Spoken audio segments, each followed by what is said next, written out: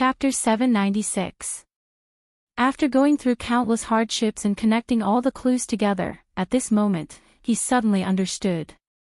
The reason why the purple flame could appear and disappear so mysteriously, making it so difficult for people to see it, was not because it could turn invisible, but because it could split into many parts, making it impossible for people to see it with the naked eye. Since he had determined that there were purple flames here, then this must be the eye of the heaven and earth formation.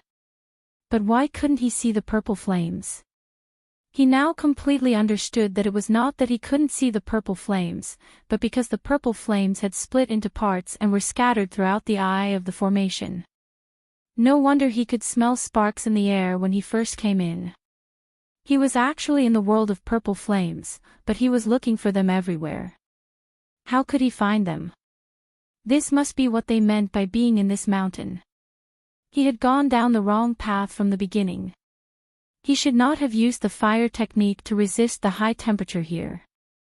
In the end, he had suffered so much for nothing. The scorching heat was getting more and more unbearable, causing Yu Qianqiu to quickly wake up from his thoughts.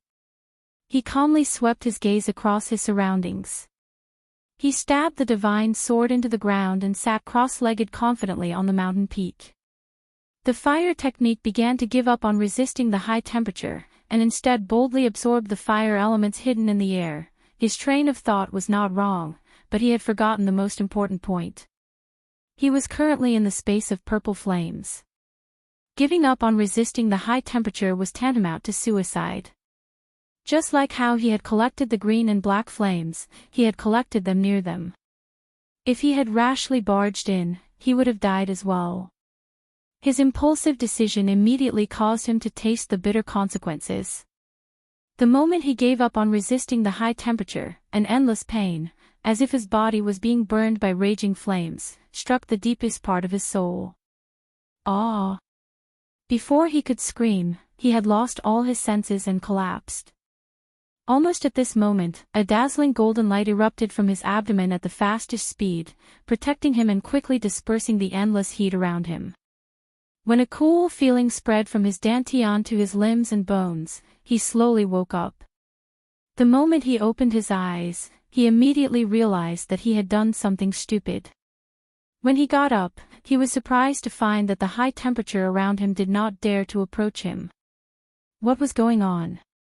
His gaze fell on the divine sword in front of him, and his eyes immediately brightened. Could it be that the divine sword had displayed a miraculous effect to protect him? The more he thought about it, the more he felt that it was true. Suddenly, he felt that the high temperature around him was approaching again after he woke up. Not daring to hesitate any longer, he quickly sat down cross-legged and pushed the circulation of his fire art to the limit. Something strange happened. Just as he was about to activate the incantation to absorb the heat, the surrounding heat that was about to approach him seemed to have seen some kind of terrifying monster. They quickly dispersed, wanting to get as far away as possible. No matter how hard Yu Qianqiu tried to absorb, they would not come over even if they were beaten to death. It was as if they knew that once he absorbed them, they would become his vassals and puppets. In the blink of an eye, the temperature around Yu Qianqiu plummeted, F***ck. Yu Qianqiu opened his eyes and cursed. He looked around and quickly released his qi to lock on to a ball of high temperature in the air. Using a method similar to the absorbing stars technique, he forcefully absorbed the little sprites that were invisible to the naked eye into his body. After the things were absorbed into his body, Yu Qianqiu was 100% sure that what he had absorbed was indeed the elemental body of the purple fire. However, he found that the purple little sprites were 1,000 times more delicate than the black and blue fire elements. No wonder it was difficult to discover them after they were scattered. So that was the reason. Some of the purple little sprites were like prisoners that had been suppressed. They had been resisting stubbornly and seemed to be very unconvinced. However, after being escorted to his dantian, they immediately became excited when they saw the red fire attribute crystal bead that was operating. They took the initiative to rush over and circled around the red crystal bead twice, as if they were discussing something with the red crystal bead. When the red crystal bead agreed, the little fellows all rushed into the red crystal bead. Just as the purple fire elements entered, the red crystal bead immediately erupted with red light, illuminating the entire dantian. Yu Qianqiu was still secretly amused. Suddenly, he found that his dantian seemed to be summoning something. The purple fire elements that were hiding from him began to circle above his body. Gradually, they gathered in the sky and formed a purple cloud pillar. Then, they rushed over in a frenzy. Following the circulation of the fire art, it quickly drilled into every pore of his body and gathered in his meridians, forming a purple wave that rushed into his dantian. It desperately drilled into the sparkling red crystal bead. It was a lively scene. At this time, Yu Qianqiu was sitting quietly on the peak of the mountain. The purple cloud circled above his head. The scene was extremely spectacular. What outsiders did not know was that the temperature around him at this time was simply terrifying to the extreme. It was likely that nothing could come close. The body of the divine sword that was inserted in front of him began to show a dark golden light. It seemed to be protecting itself from the damage of the high temperature. As the purple fire element surged into the red crystal bead, the volume of the red crystal bead actually slowly increased until it was twice the size of the other beads. Only then did the purple fire element stop surging in. With the exit cut off, the other purple fire elements quickly rushed towards the walls of his dantian and filled every cell in his limbs and bones. The purple cloud above Yu Qianqiu's head became more and more vigorous. It seemed that because he was here absorbing the purple fire elements from all directions crazily surged towards him. Suddenly, the weather between heaven and earth changed. It became dark and gloomy. With the appearance of a bolt of lightning, the purple cloud ignited with a boom. A purple sea of fire suddenly appeared in the sky. The raging purple sea of fire covered the sky and covered the earth. Between heaven and earth, there was a purple light. It was a spectacular sight. At this time, Yu Qianqiu's absorption of the purple fire elements was already saturated. He stopped absorbing and slowly stood up to look at the purple fire wonder in the sky. At the same time he stopped absorbing, the purple sea of fire in the sky began to move. It seemed to be melting and gradually formed 108 dazzling purple fireballs. They slowly arranged themselves into a strange three-dimensional formation, like a pyramid. The 36 fireballs in the upper half were larger, and the 72 fireballs in the lower half were smaller. This strange formation quietly floated in the air without moving. High up in the sky, the dark clouds were densely packed with lightning snakes, constantly swimming. Yu Qianqiu stared at the formation above his head in a daze. He waited for a long time, but it did not spread. For a moment, he felt an itch to try and see if he could control the 108 purple fireballs above him after absorbing the purple fire. He raised his hand to the sky and locked onto a purple fireball at the foot of the formation. He used the fire art and successfully plucked the purple fireball from the formation. It slowly floated towards him.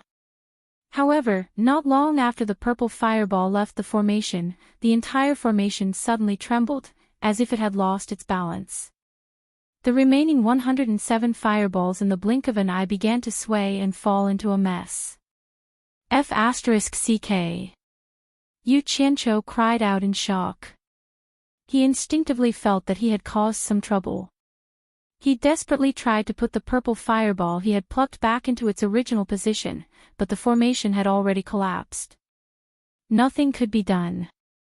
At the instant the formation was in chaos, thunder boomed in the dark clouds high up in the sky.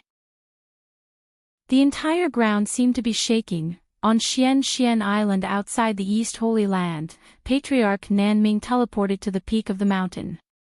His eyes flickered as he stared at the pitch-black sky above the East Holy Land. Thunder boomed there, and he did not know what was about to happen. At this moment, he suddenly felt a tremor beneath his feet. When he turned around, he immediately realized that the entire Xian Island was shaking. The towering boulders on the mountain collapsed and rolled into the sea.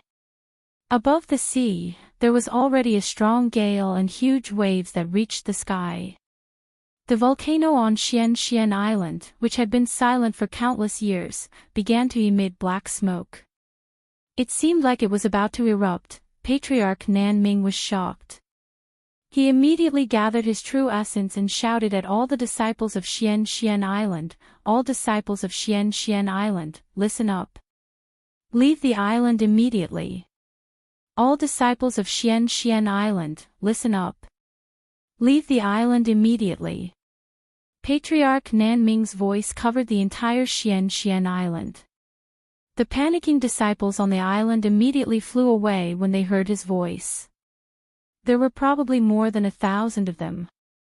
Just as Patriarch Nanming flashed into the sky, the volcano on Xian Island finally erupted with a boom. The gushing lava instantly engulfed the disciples who could not escape in time. Screams filled the air, and the volcanic ash covered the sky like a dark cloud. As the smoke and dust billowed, Xian Island below rumbled again. This time, it did not spew lava again. Instead, it collapsed. A huge red dragon spread its wings and carried Patriarch Nanming down from the volcanic ash in the sky to the surging sea. It flapped its wings and hovered in the air.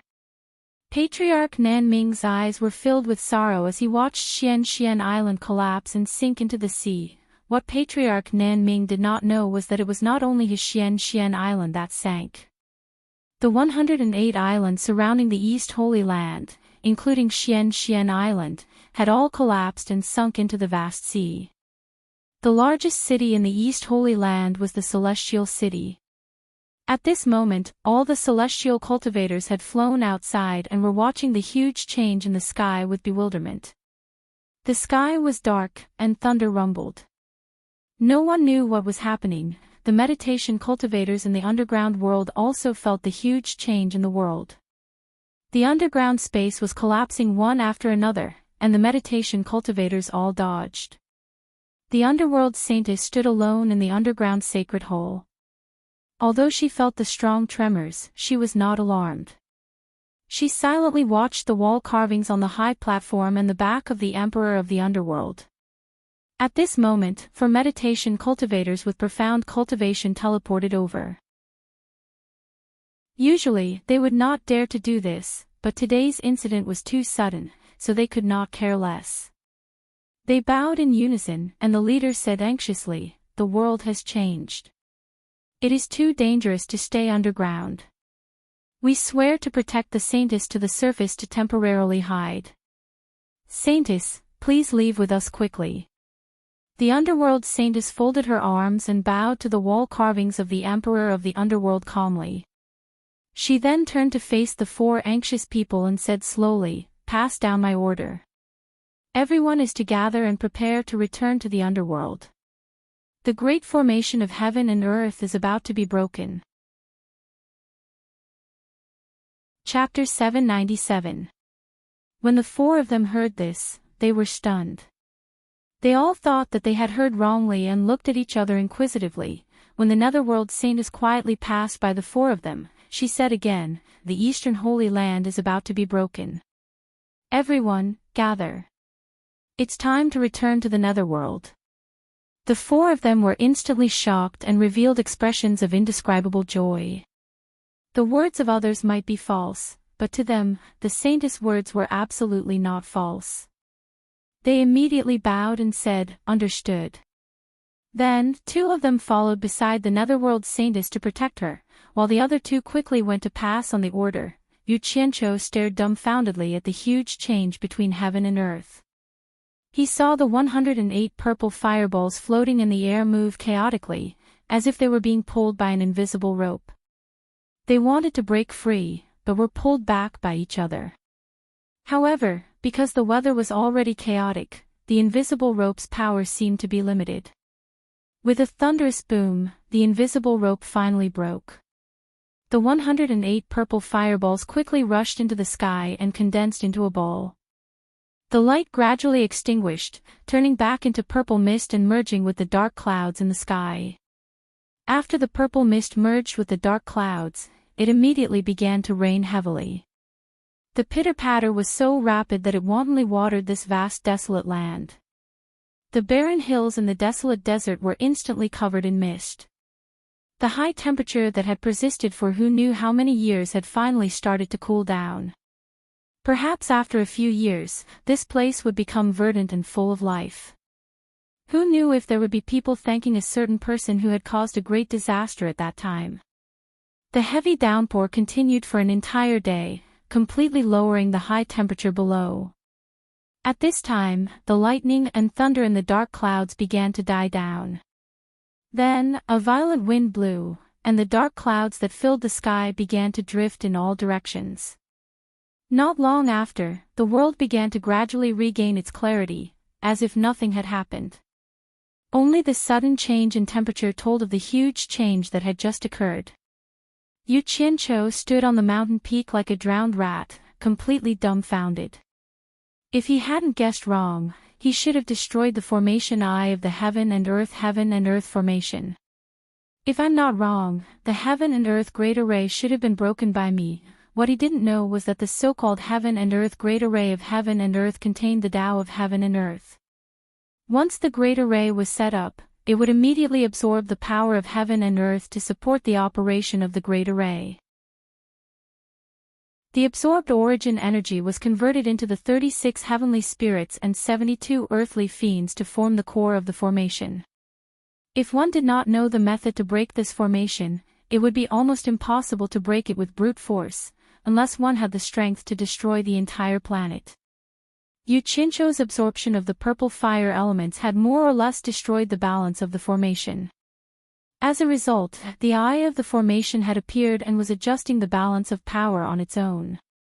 But he had actually plucked away one of the fireballs that represented the 72 earthly fiends, completely destroying the balance of the eye of the formation. The 36 celestial dippers and 72 earthly fiends were in chaos, and the formation I was destroyed by him. With the formation I destroyed, the formation was naturally broken by him. The Myriad Swords Demon Lord, who had set up this formation back then, probably never would have thought that the heaven and earth great array could actually be broken by someone like this. On the tallest building in the immortal city, the Rakshasa, who had already become the actual owner of this place, led a group of people and looked at the dispersing dark clouds in the sky. Everyone felt a little baffled. They did not know why there was thunder and earth quaking. At that moment, a group of meditation cultivators suddenly appeared in the sky. They formed a group and hurried west. The Rakshasa frowned and shouted angrily with a hoarse voice, "Someone go and ask what exactly is going on." "Yes." A person behind him quickly caught up to the group of meditation cultivators. After asking around, he quickly flew back and said with cupped hands, "Sky. Sky. Sky." From the looks of it, he seemed to be so agitated that he did not know what to say. Slap.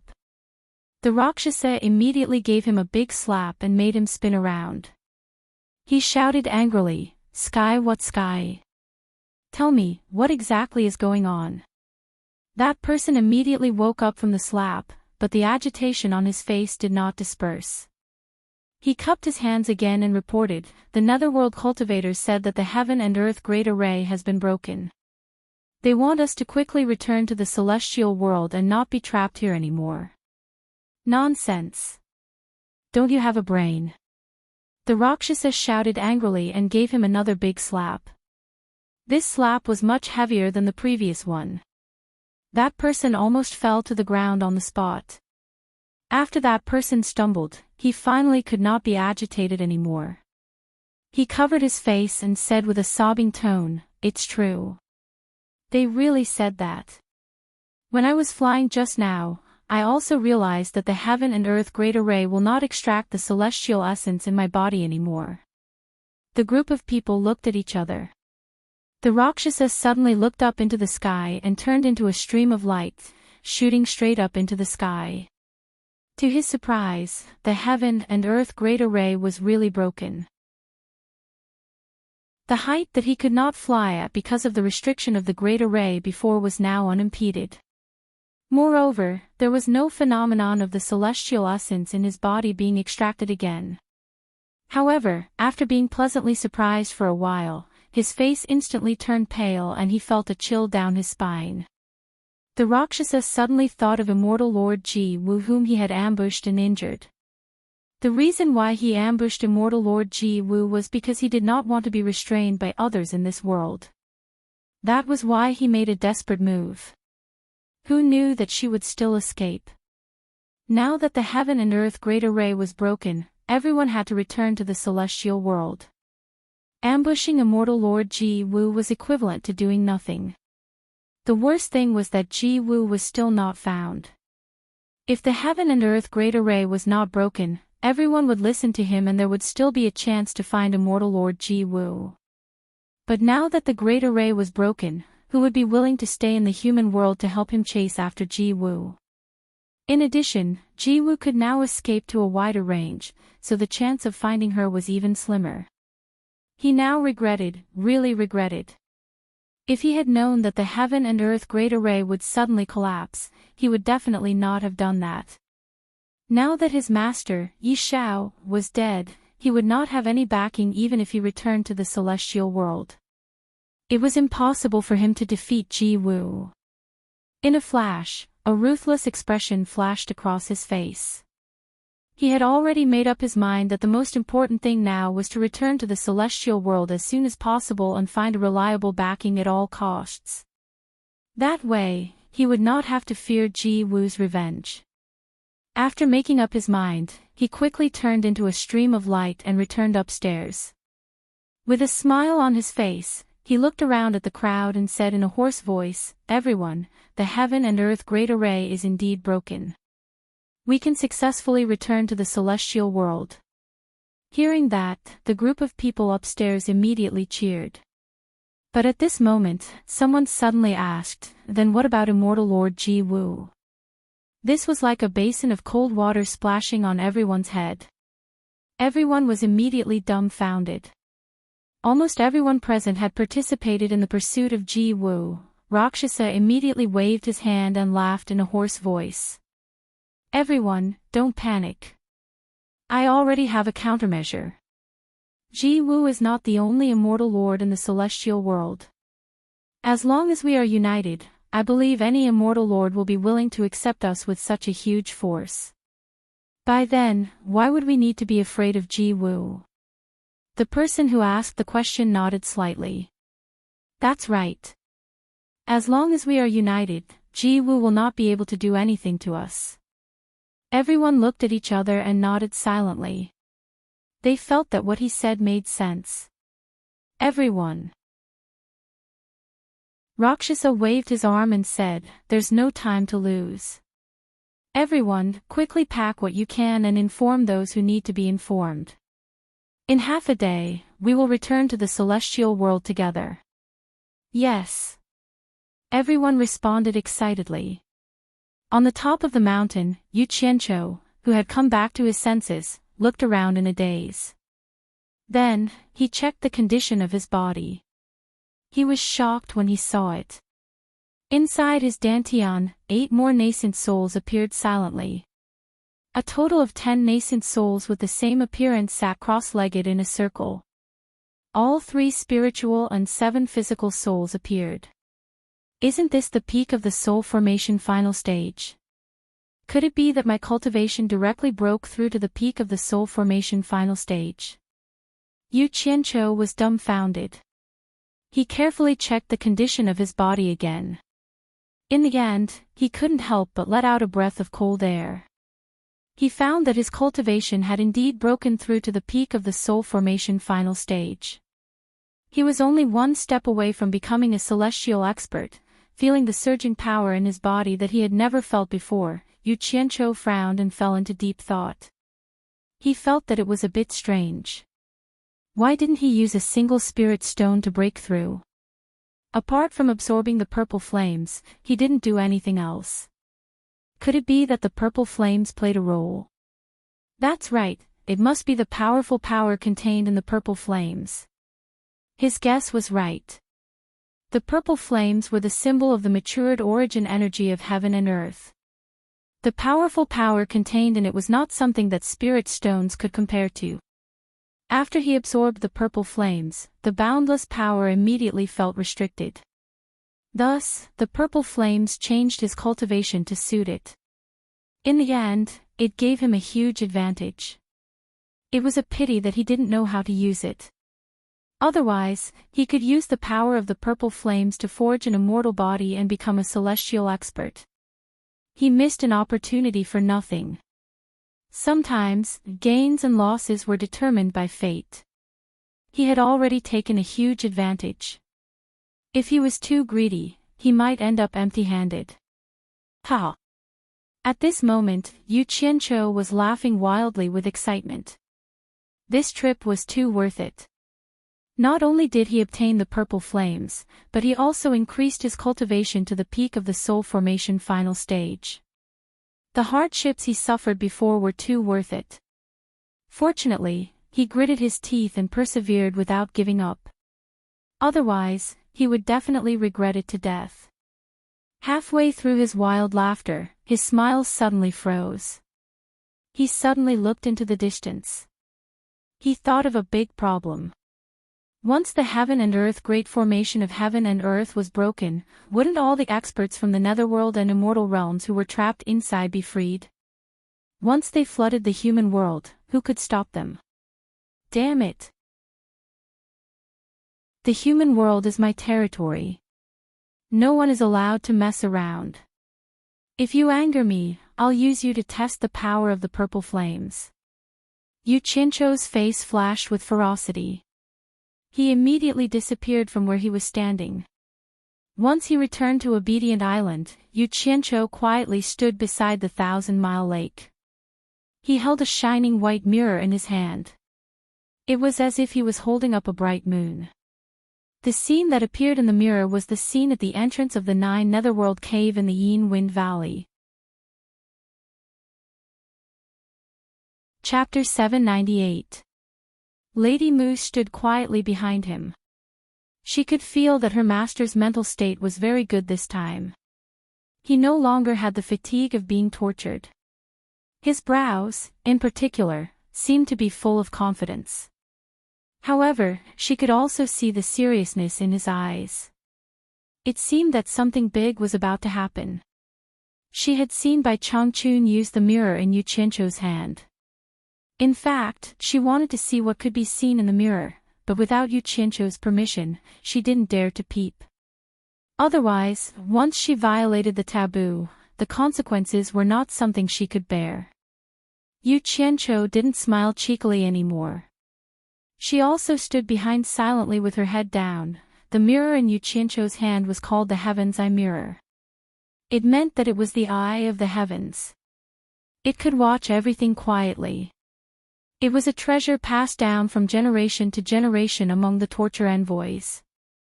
It was specially used to control the demon realm. The original owner of this treasure was the 1,000 Swords Demon Monarch.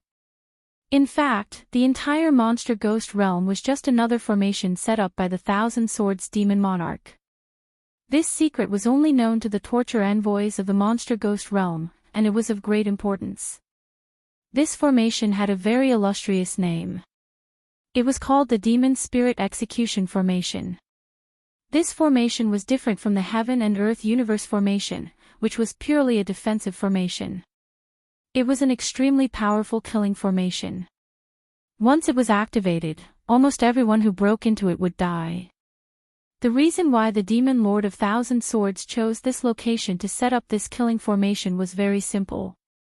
He wanted to leave a backup plan just in case he couldn't do it himself. He also didn't want the Demon Lord of the Demon Realm, the Immortal Emperor of the Immortal Realm, and the Underworld Emperor of the Underworld to recklessly break into the human world. The torture envoys of the demon realm were the ones who carried out the punishment on his behalf. This was also the real origin of the name of the torture envoys. However, the area covered by the demon spirit punishing formation was limited. After including the entrances to the demon realm and the underworld, it couldn't unify the entrances to the immortal realm.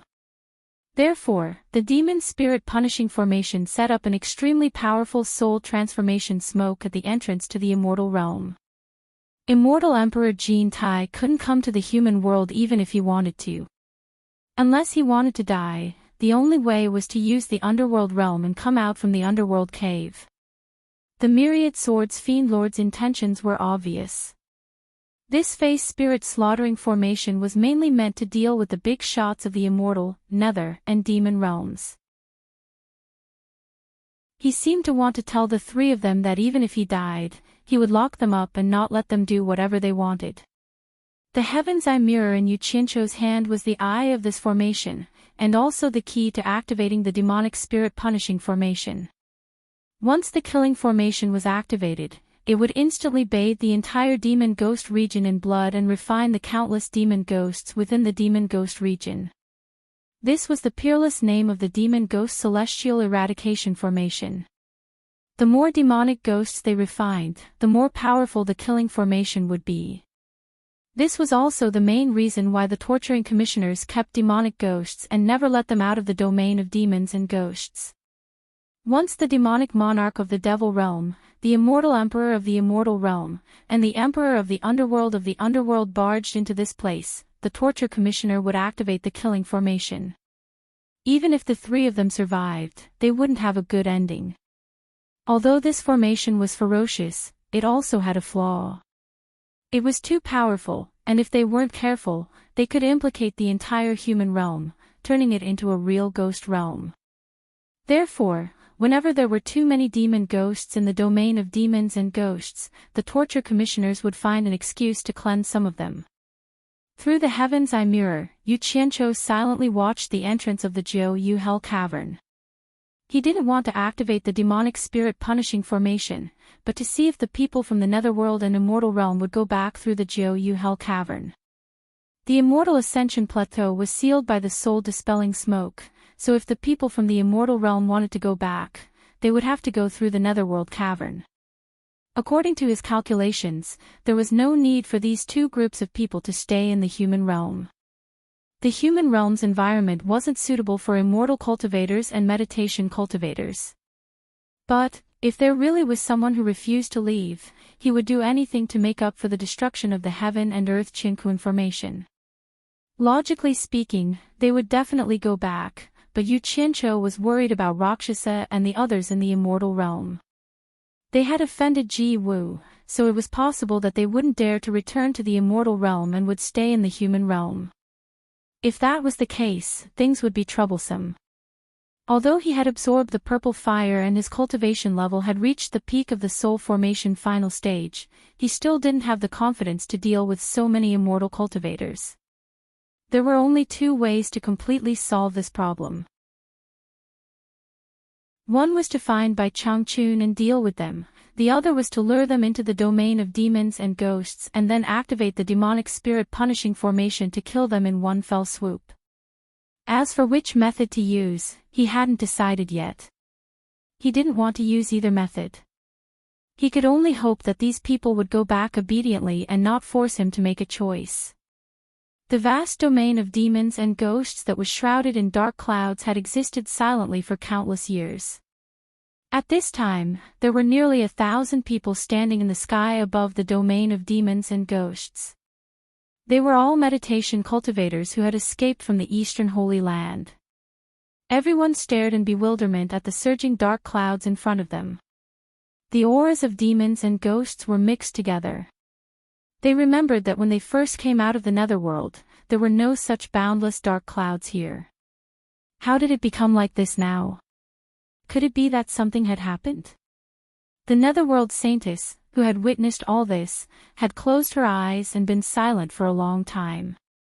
Almost all the meditation cultivators' gazes were focused on her, waiting for her instructions. Although her experience was shallow and her cultivation level wasn't that great, everyone believed her words without a doubt.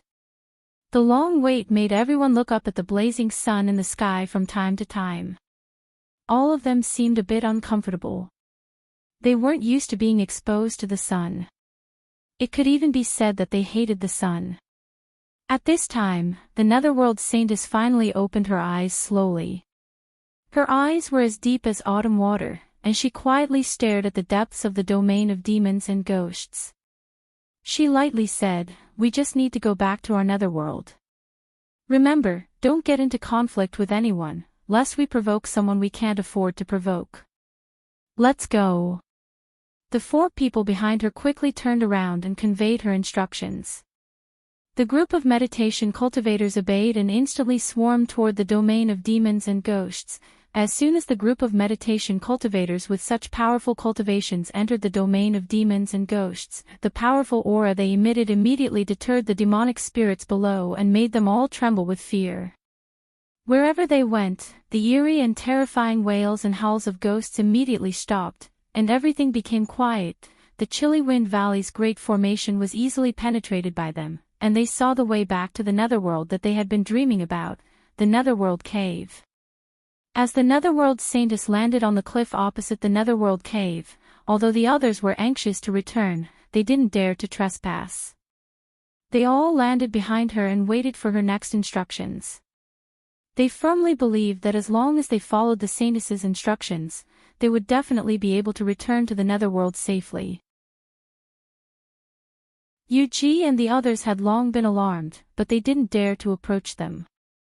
They stood far away and looked at this group of people with bewilderment and uncertainty. From the majestic death chi around them, it could be seen that they were obviously the same kind as them, but the powerful aura they emitted was not something they could compare with at all. Yuji and the others couldn't imagine where these people came from. The netherworld saintess's gaze fell on Yuji. Her deep and peaceful eyes stared at her for a long time, and then she waved to the people behind her and said, "You can go back first." As soon as her words came out, it immediately caused a commotion. The 4 people behind her who were protecting her were shocked. One of them immediately cupped his hands and said, "Saintess, don't you want to go back to the netherworld? You misunderstood me. You can go first, and I will come back later," the netherworld saintess said lightly. The 4 people were relieved and made a gesture to the nearly 1,000 people behind them to go back. The group of meditation cultivators immediately became excited, but in front of the saintess, they still maintained their order and didn't appear crowded. One after another, they turned into flowing lights and shot into the 9th netherworld cave. However, the saintess's 4 guards didn't leave, and they still surrounded and protected her. In the end, only the 5 of them were left on the cliff. The netherworld saintess suddenly waved at Yuji and said, "Come here." Yuji was shocked, but she could tell from their conversation just now that these people were from the netherworld, and she couldn't afford to offend them at all. She gritted her teeth and was about to go forward, but the group of ghost generals behind her cried out in alarm, "Madam, you can't." Yuji turned around and forced a smile, saying, "It's okay. Don't worry." Then she teleported in front of the netherworld saintess and looked at the 4 men behind her who were staring at her with cold expressions. She quickly looked away and didn't dare to look at them. She bowed and said, "Senior, why did you summon me?" The netherworld saintess looked at her silently for a while, and suddenly took out a small black token and handed it over, saying, "If you encounter any trouble in the netherworld in the future, this might be able to help you a little." Yuji was startled, but she still took it and bowed respectfully, saying, "Thank you, Senior." But in her heart, she was puzzled. "I won't have the chance to go to the netherworld in my life, so why would I encounter any trouble in the netherworld?" Not to mention her, even the 4 people behind the netherworld saintess were a little surprised.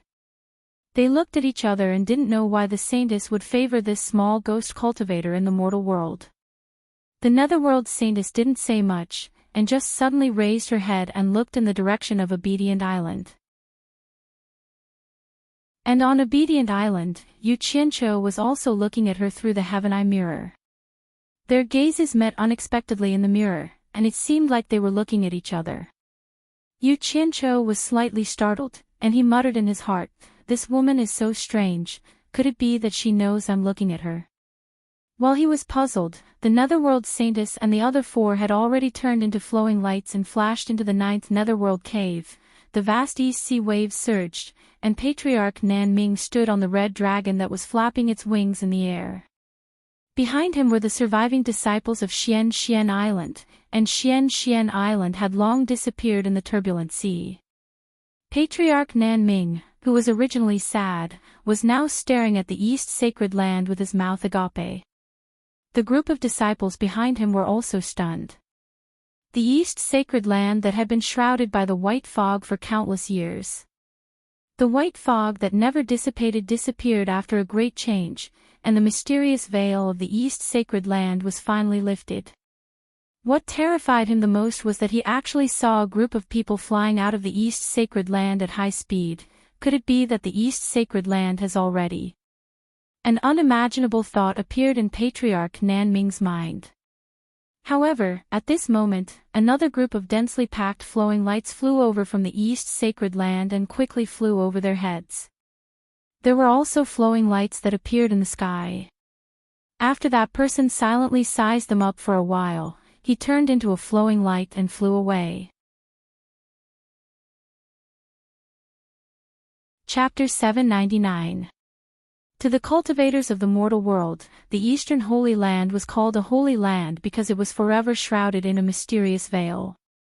No one had ever hoped to easily see its true face. But today, everything was clearly presented before everyone's eyes. The people of Xian Island were suddenly at a loss and felt that it was unreal. This was a matter of great importance. Forefather Nanming gritted his teeth and decided to confirm it himself.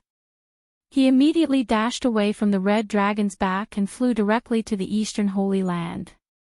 As he approached, he subconsciously slowed down, but the resistance he felt in the past had completely disappeared. Although Forefather Nanming had guessed this possibility, he still couldn't help but be shocked. He landed lightly on a towering reef by the sea. Waves crashed against the shore, and the sea breeze blew. Forefather Nanming looked around and cast his gaze towards the depths of this continent. In the distance, there were undulating mountain ranges, lush forests, and birds flying freely in the sky. On the outside, it looked no different from the other continents in the mortal world. He wanted to take a closer look, but subconsciously, he was still afraid of this holy land. Since he had confirmed that the seal on the Eastern Holy Land had been completely opened, there was no need to take any more risks. Forefather Nanming quickly flew back to the disciples and said with a serious expression, "The world has changed, and the Eastern Holy Land has been opened. It is not advisable to stay here for long. Go to the southern sea purple bamboo forest to rest for the time being. I will go inform Mr. Nongzhu first." "Yes." The disciples replied in unison. The red dragon flapped its wings and carried Forefather Nanming away, quickly disappearing into the distant horizon.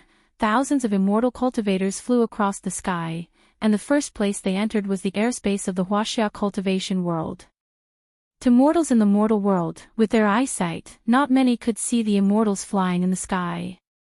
However, to the cultivators below, they might not have noticed if there were few of them, but how could they not notice when so many of them appeared at the same time? The people of the Huaxia Cultivation Alliance thought it was another surprise attack from the other countries and immediately sent people to stop them. However, they realized that by the time they took to the sky, the immortals had already flown far away. Their speed was so fast that they could only look at them in the dust. The majestic aura that remained in the air made everyone tremble. They felt a powerful aura that they had never felt before, a powerful aura that made them tremble. All of them stared dumbfoundedly at the speck of light that quickly disappeared into the distance. The colorful mist of the dense fog forest was still drifting slowly. 100,000 years had passed, but it had not weakened or faded in the slightest. It was still as beautiful and enchanting as ever. But today, those wanderers who had left home 100,000 years ago had finally returned. A group of flowing lights landed on the ground and revealed themselves. Rakshasa led thousands of immortal cultivators to descend on the wasteland at the periphery of the mist forest. Seeing the magnificent seven-colored mist in front of them, all of them turned pale with fright. Many of them exclaimed, "Soul formation smoke." Everyone was dumbfounded. This result was far beyond their expectations. Never in their wildest dreams would they have encountered such a thing. The excitement of returning to the immortal world instantly vanished, and his heart turned cold. Luo Sha's expression also changed drastically. After gnashing his teeth, he roared angrily in a hoarse voice, "Who did it? Who did this?" Behind the anger was fear and dread. If everyone could not return to the immortal world, the consequences would be terrible. Once Ji Woo's injuries were healed, they would be like lambs trapped in a cage, waiting to be slaughtered. No one could answer his question. Everyone else also wanted to know who could actually do such a wicked thing. They had finally escaped the heaven and earth universe formation. Just as they were about to return home, they suddenly realized that there was no way back. How could they endure this? Anger, despair, sorrow, and not knowing whether to laugh or cry filled everyone's faces. After taking a deep breath, Luo Sha forcibly suppressed his emotions that were about to explode. He knew that it was useless to be anxious at this time. Finding a way to solve the problem was the key. He slowly turned around and swept his gaze across everyone. With just us, it is impossible to overcome this hurdle of the soul formation smoke. Everyone, please come up with an idea. Let's see if there is any other way. Many people shook their heads in despair. After everyone was silent for a long time, someone suddenly sighed. I wonder if those people from the Netherworld realm are as unlucky as us. I wonder what the situation at the 9th Netherworld cave is. Could it have also been blocked by someone with the soul formation smoke? Hearing this, someone immediately did not know whether to laugh or cry. You still have the time to worry about them. So what if the 9th Netherworld cave is not blocked? Do you still think that the Netherworld realm will lend us a way back to the immortal world? Everyone sighed. Everyone knew that the Netherworld Emperor and the Immortal Emperor did not get along. From top to bottom, the relationship between the immortal world and the Netherworld was naturally not much better. Luo Sha's eyes flickered, and he slowly said in a hoarse voice, "The 9th Netherworld cave is our last hope. Without enough people, the Netherworld realm will definitely stop us from passing through. However, we have thousands of immortal cultivators here. Even the Netherworld Emperor will not rashly punish us. If he really does that, I'm afraid that even the Immortal Emperor will not be able to withstand the pressure. Unless the Netherworld wants to start a war with the immortal world. Besides, what can we do if we don't try? It's better than staying here and waiting for Ji Woo to kill us." His words were actually a bit against his will. Others might not know, but he had followed Immortal Lord Night Owl for many years and knew a lot about the upper echelons of the immortal world and the Netherworld realm. For people like the Immortal Emperor and the Netherworld Emperor, even if tens of thousands or hundreds of thousands of immortal cultivators died, they might not even bat an eye, let alone thousands of immortal cultivators. To them, the immortal cultivators below them were no different from ants. Unless it was related to their own interests, they would only use the word righteousness when they attacked. To Luo Sha, he was the mastermind behind the sneak attack on Ji Woo. Ji Woo might let anyone go, but not him. Thus, he had to find a way to leave and return to the immortal world as soon as possible to find a life-saving backer. The reason why he pulled everyone together was just as he said. With a large group of people, it would be easier to find a backer when they returned to the immortal world. Moreover, they would have a greater chance of passing through the Netherworld. Hearing his words, everyone nodded in agreement. Although some people knew about Luo Sha's little scheme, they were not stupid. They would not express their objections at this time if they could not win. In the end, under Luo Sha's instigation, a large group of people headed towards the 9th Netherworld cave full of hope. When they hurriedly rushed to the periphery of the demon domain, they were also shocked by the demon domain that was densely covered with dark clouds, just like the group of people from the underworld.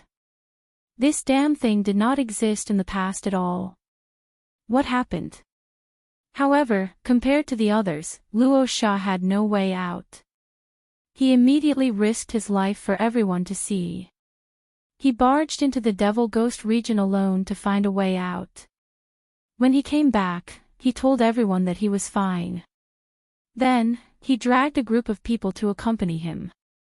Yuji and the others in Chilly Wind Valley did not know what was going on today.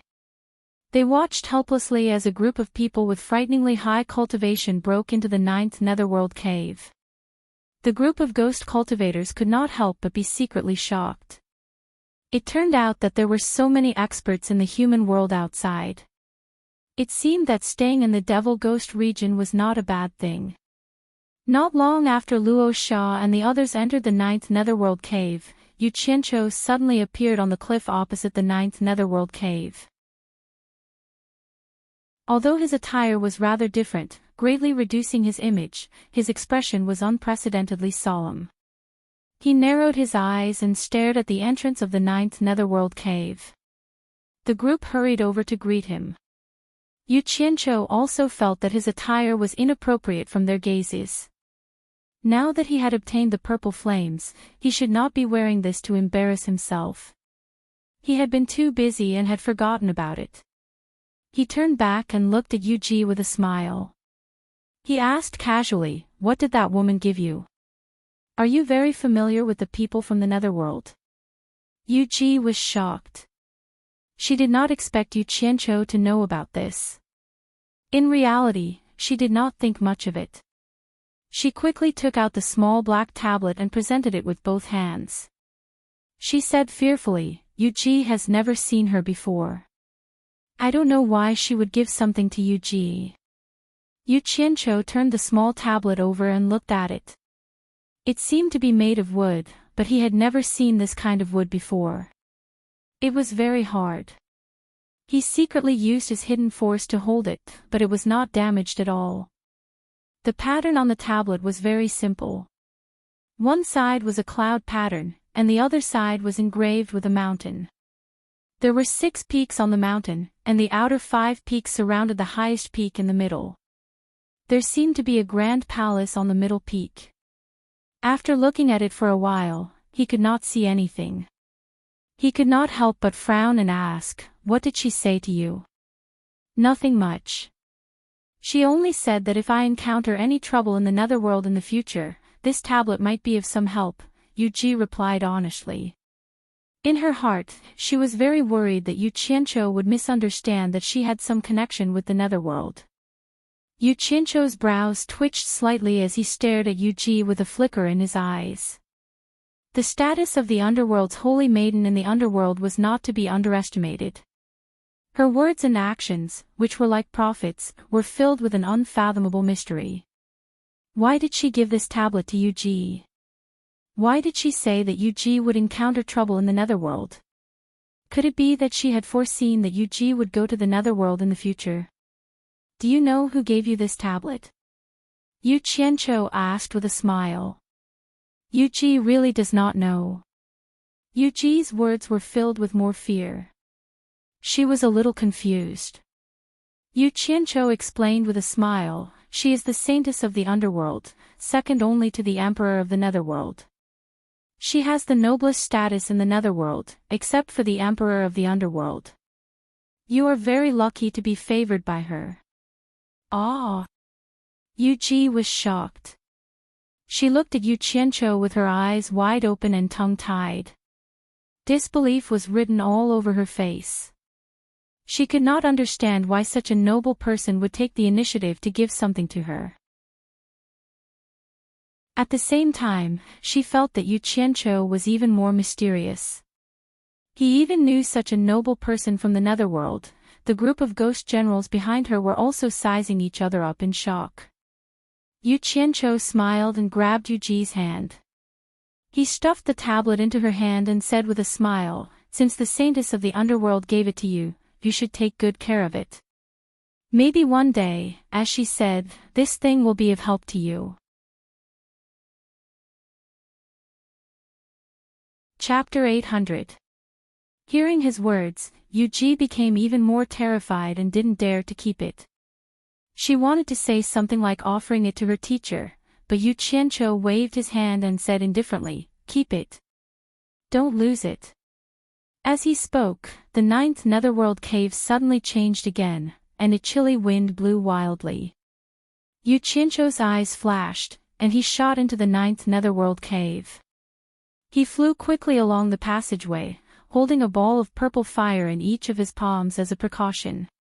With his current cultivation and immunity to the chilly wind and evil spirit in the netherworld cave, his journey was almost unimpeded, and he directly rushed to the end of the netherworld cave. After entering the netherworld fire sea, he quickly looked around, and finally floated in front of the netherworld gate. Looking at the seamlessly closed ghost gate, he withdrew the purple fire in his palms into his body. He checked along the way and didn't see anyone. Obviously, the intruders had all entered this gate. This was what he hoped to see. After sending away the group of pests, he finally heaved a sigh of relief. As for whether there were any survivors in the human world outside, it was no longer important. Although a group of them was terrifying, he was confident that he could deal with a few clowns with the ferocity of the purple fire. Today, he had already regarded the human world as his own territory, and he wouldn't allow outsiders to trample on it. With his cultivation and means at this level, his strong self-confidence had already made him somewhat similar to Bai Changchun's thoughts. He had unknowingly carried a heavy burden on his shoulders, and subconsciously felt that he had the responsibility to maintain the peace of the human world. It was also from this day onwards that the change in his cultivation and thinking allowed him to truly transform into a real Devil Ghost Region torturer. The new generation of Devil Ghost Region torturer finally began to look down on the world. This was Bai Changchun's unique choice, and reality proved that he didn't choose the wrong person. After returning to Shuntian Island, Yu Qianzhou's body flashed with a purple light, and his fur clothes instantly turned into ashes. This scene made Lady Mu tremble with fear. The torturer really hid his strength well. Occasionally, he would show his unparalleled strength with every move he made, and it wasn't something a little demon like her could covet. Yu Qianzhou swung his braids, and with a swish, the braids scattered and became strands of long hair. He didn't care that he was completely naked in front of Lady Mu. He took out a yellow pill, rubbed it into powder, mixed it with water, and smeared it all over his body. After a layer of paste was formed, he jumped into the 1,000-mile lake to wash himself. When he came out of the water again, he had returned to his original self. Miss Mu hurriedly went over to help him adjust his clothes and tie up his hair. Then, she watched as Yu Qianzhou walked steadily towards the big house in the center of the island. Lady Mu suddenly felt as if she was looking at her boss with that kind of confidence and calmness. Yu Qianzhou sat cross-legged inside the large room. He spread out his palms, each emitting a purple flame. After silently admiring it for a while, a ball of black fire and a ball of green fire appeared. The 3 brightly colored flames burned and danced. What he wanted to do the most at the moment was to fuse the 3 flames into the true Samadhi fire, which even immortal emperors were afraid of, and he was ready to try it. Looking around, he couldn't help but sigh. It was on this obedient island that he first heard Healy talk about the true Samadhi fire. Now, things were the same, but people were different. He didn't think that he would one day collect all 3 types of true Samadhi fire, and he didn't think that he would become the master of the demon domain. After sighing, he took a deep breath and withdrew the flames into his body. Just as he was about to close his eyes to meditate, he felt a fluctuation from the communication array outside.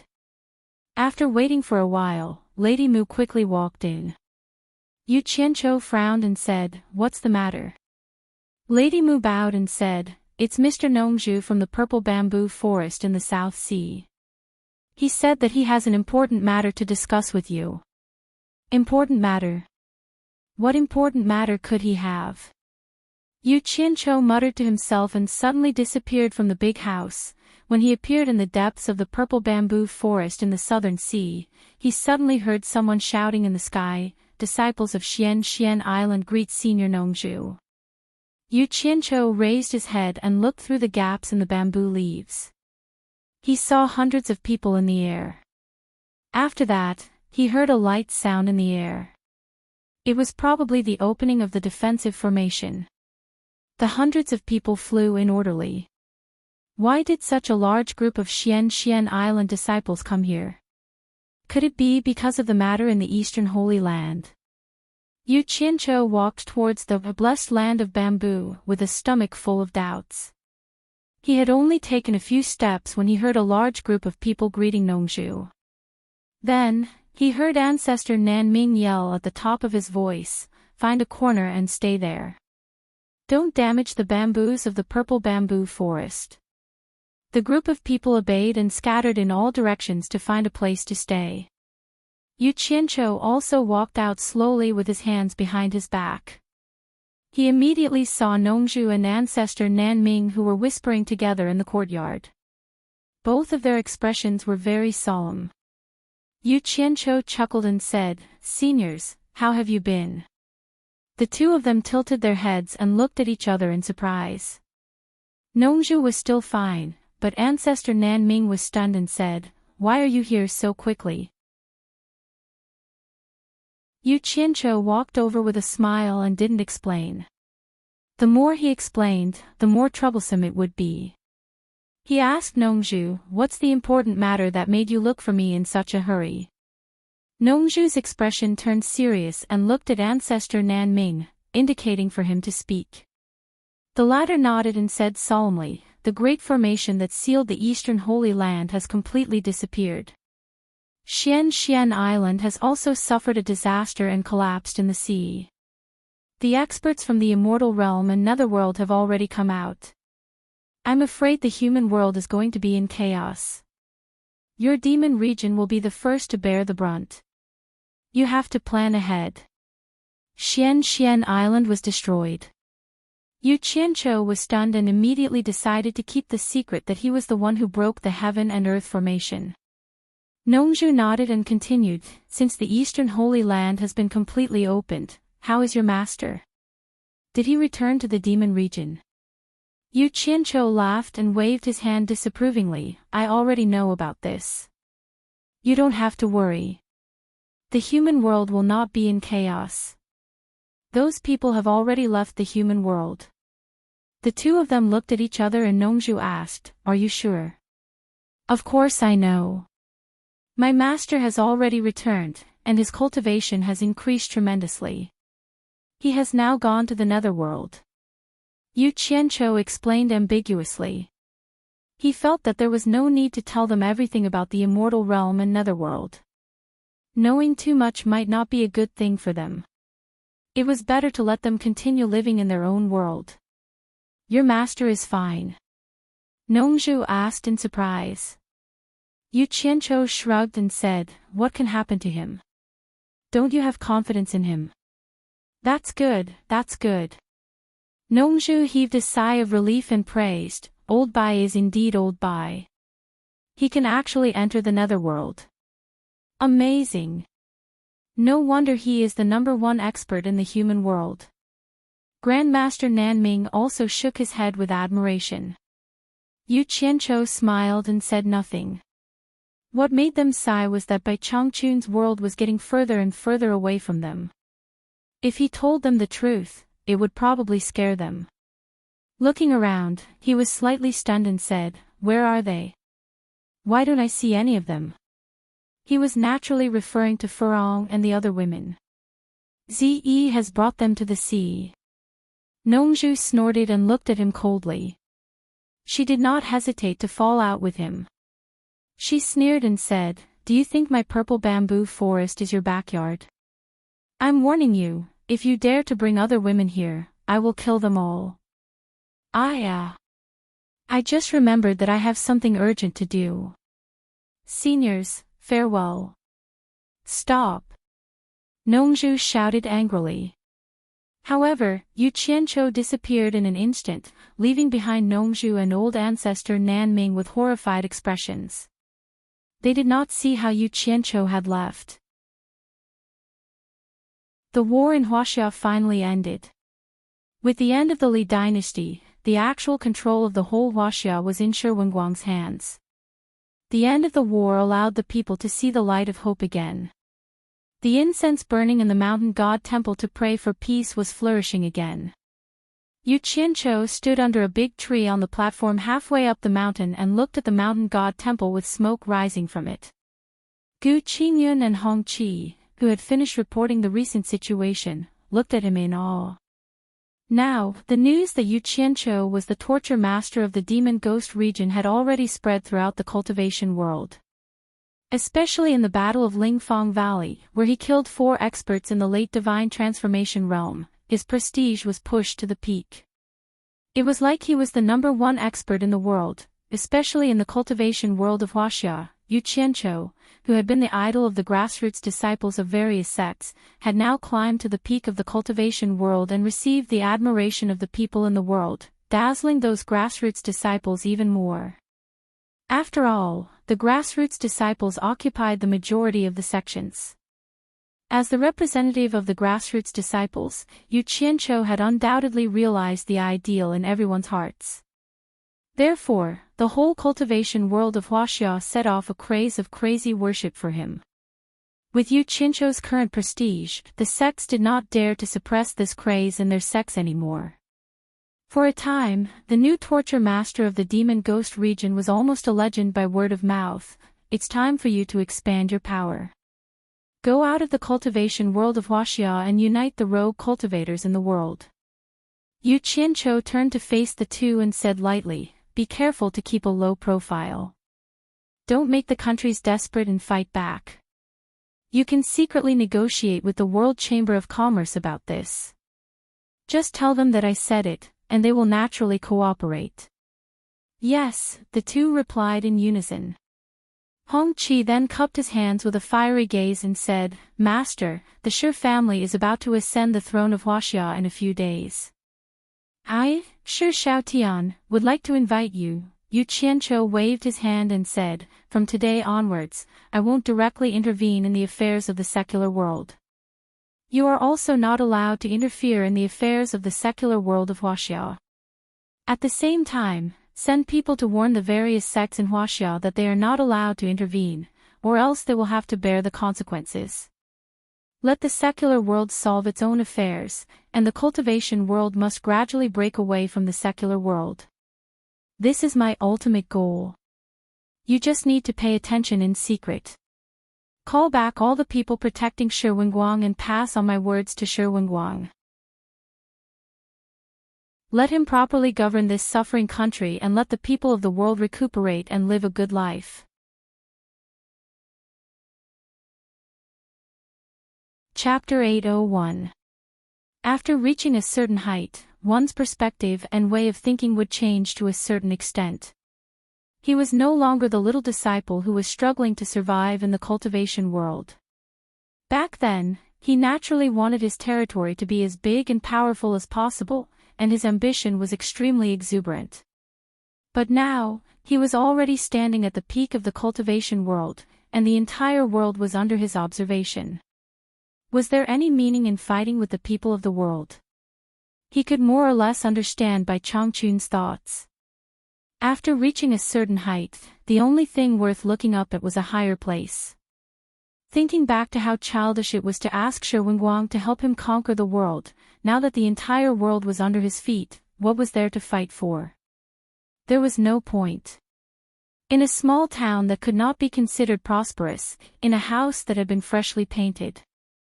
In the living room, Yu Changgui and Shui Ernyang, who were still in good spirits, were talking to Chu Ping. Chu Ping had a bashful look on her face, while Bai Suzhen smiled and did not say anything. In the courtyard, Yu Qianqiu looked at Yu Wuqiu, who had turned from a child to a tall young man, and sighed. He felt that he owed this family too much.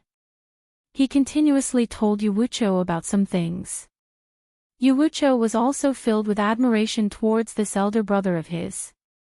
Even though he rarely met his elder brother, after living in Utopia for so many years, he naturally knew how amazing his elder brother was. Ordinary people could not compare to him at all. By now, Yu Qianqiu had thought things through. He could not protect this family forever. They were people from different worlds, and they should have their own lives. Just like how Bai Changchun treated the 4 great families, they still had to walk their own paths.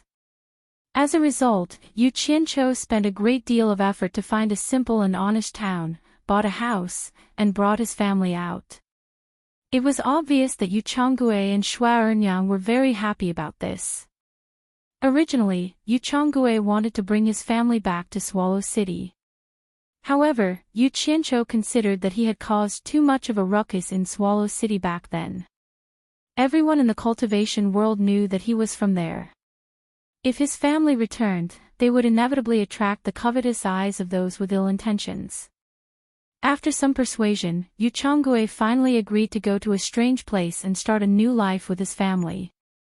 When the time was right, he would return to his family. The family had told each other everything that needed to be said. Yu Qianqiu led by Suzhen and Chu Ping'er to bid farewell to the rest of the family and left. In Utopia's ethereal palace, Chu Ping'er, who had finally met Yu Qianqiu, naturally wouldn't let him off. In the room that was filled with the light of spring, King Xiang met the goddess. The two of them had a great battle that lasted for a long time. After that, the two of them were affectionate for an entire day. When Chu Ping'er fell asleep from exhaustion after a few battles, Yu Qianqiu sneaked out of the room. There was no other reason.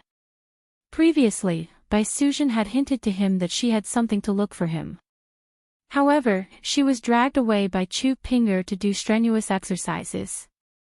In the darkness of the night, Yu Qianqiu arrived at the cliff outside Ethereal Palace.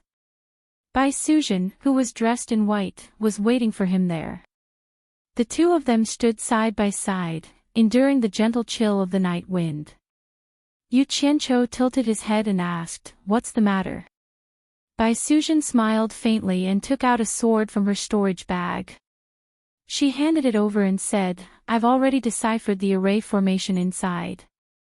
Yu Qianqiu was stunned. He took the sword and took a look.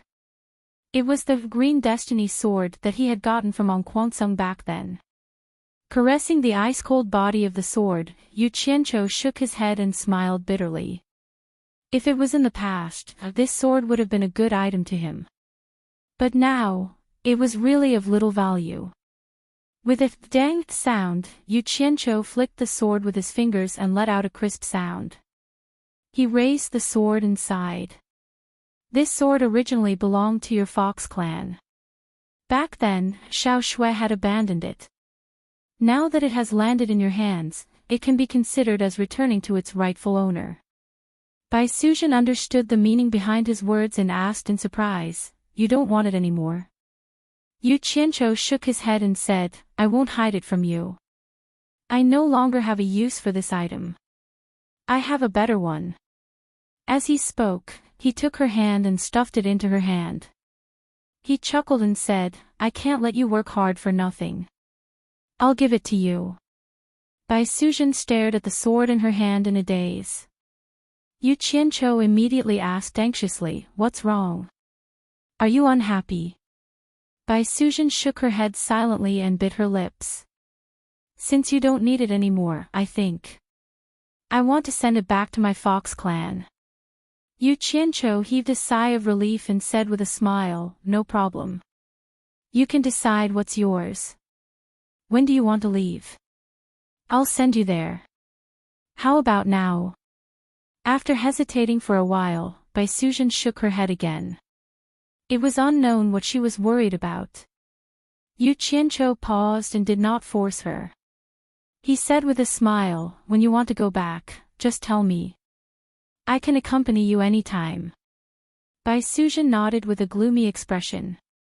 She suddenly raised her head and said, "There's something else I need to tell you." "Ha! If you have something to say, just say it," said Yu Qianqiu with a smile.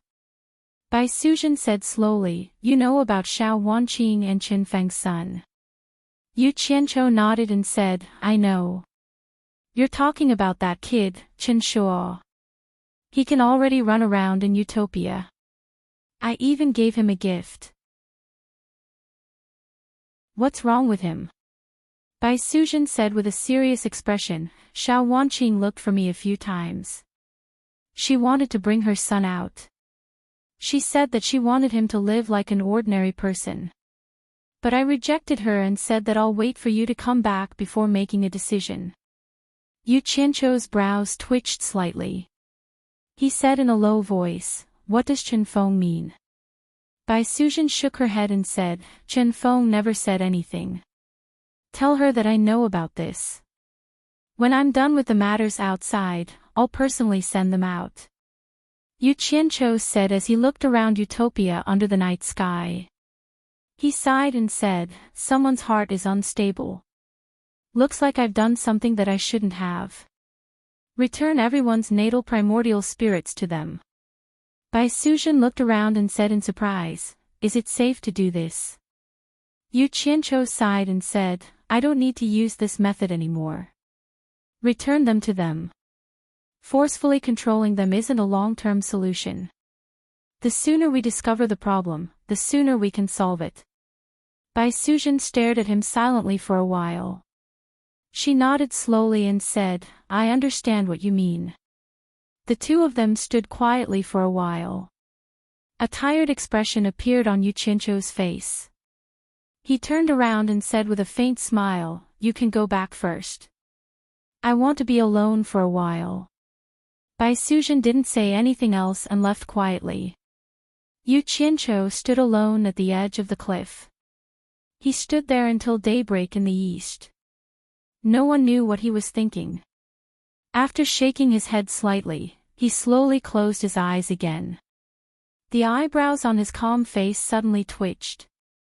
He suddenly opened his eyes, and there was a hint of worry in them. During this period of time, whenever he was free, he would worry about Bai Changchun's safety in the netherworld. He couldn't help but try to find Bai Changchun's location. What made him feel strange was that he could find Bai Changchun in the past, but this time, he had lost contact with Bai Changchun. Logically speaking, this was impossible. Even if something happened to Bai Changchun, the silver ball should still be there. But this time, he couldn't even sense the silver ball. What happened to the old fellow? Could something really have happened to him? The more Yu Qianzhou thought about it, the more he felt that something was wrong. With the old fellow's abilities, ordinary netherworld generals wouldn't be a match for him unless he met an expert like the Emperor of the Netherworld. Could it be that the old fellow really had a conflict with the Emperor of the Netherworld? Or did something happen to the Netherworld?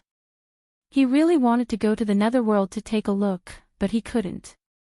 He originally had a chance, but unfortunately, Bai Changchun didn't follow Yu Qianzhou's advice and throw out a few silver balls for no reason. He didn't have the guts to let Yu Qianzhou go through the gate of the netherworld. He had long heard of the power of the passageway to the netherworld.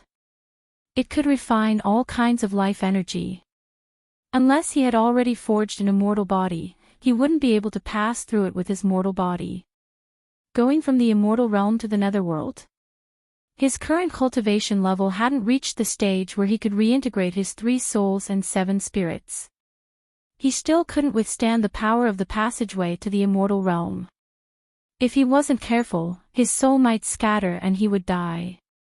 Just as he was anxiously wandering around, Yu Qianzhou's eyes suddenly lit up. He clapped his hands and said, "Old monster, how could I have forgotten about him?" He suddenly remembered the silver ball he had given to Immortal Lord Crocodile. Hadn't Immortal Lord Crocodile gone to the netherworld? He immediately stood on the cliff and closed his eyes to sense Immortal Lord Crocodile's location. After a while, Yu Qianzhou opened his eyes and exclaimed in surprise. He had indeed sensed the silver ball he had given to Immortal Lord Crocodile, but the spatial location didn't seem to be the one Bai Changchun was in the netherworld. Could it be that the old monster had really returned to the immortal realm? Yu Qianzhou rubbed his chin and his eyes darted around. He was indeed a little tempted and was considering whether to go to the immortal realm. In the end, he felt that he should first fuse with the true Samadhi fire. Otherwise, he would be like an ant in the immortal realm, where there were many strong cultivators. Having the true Samadhi fire would be good for self-defense. After making up his mind, he immediately returned to Obedient Island. For the next half a month, Yu Qianqiu had been cooped up in the big house on Obedient Island, thinking of ways to fuse with the true Samadhi fire. Lady Mu didn't disturb him. However, sadly, he found that although the three flames could be mixed together, it was still far from the so-called fusion. With his current cultivation, he couldn't fuse the three flames into one. He couldn't help but think of Immortal Lord Crocodile's words. Indeed, it was difficult to fuse them without sufficient cultivation.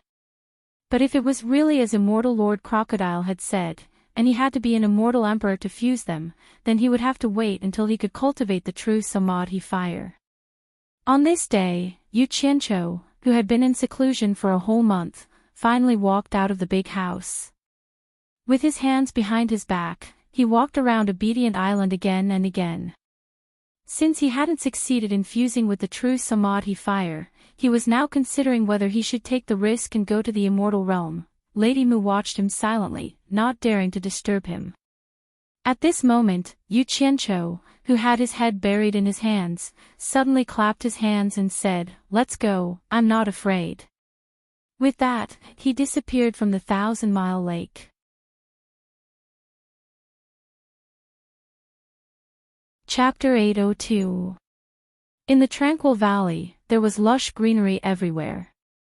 All kinds of unknown wildflowers bloomed beautifully, and chickadees flew and landed happily among the vegetation. The fresh air was refreshing. Yu Qianqiu, who suddenly appeared in the valley, was on guard at first, then gradually relaxed. He looked around in shock. This was the celestial realm. It seemed no different from the human world. However, after taking a few steps, he felt the difference. The spirit qi in the air here was obviously richer than in the human world. Yu Qianqiu frowned as he stared at a big tree on the slope of the valley. There was a bird's nest on it. He looked around and leaped onto the big tree in a flash. He poked his head inside and was immediately startled by the chirping of birds. He saw 7 or 8 little birds waiting to be fed. Their eyes had yet to open, and their feathers were not fully grown yet. They were all squawking. They probably thought Yu Qianqiu was their mother who was out looking for food. Yu Qianqiu's mouth twitched. He reached out and pushed the birds away from the nest. There was a small silver ball lying inside.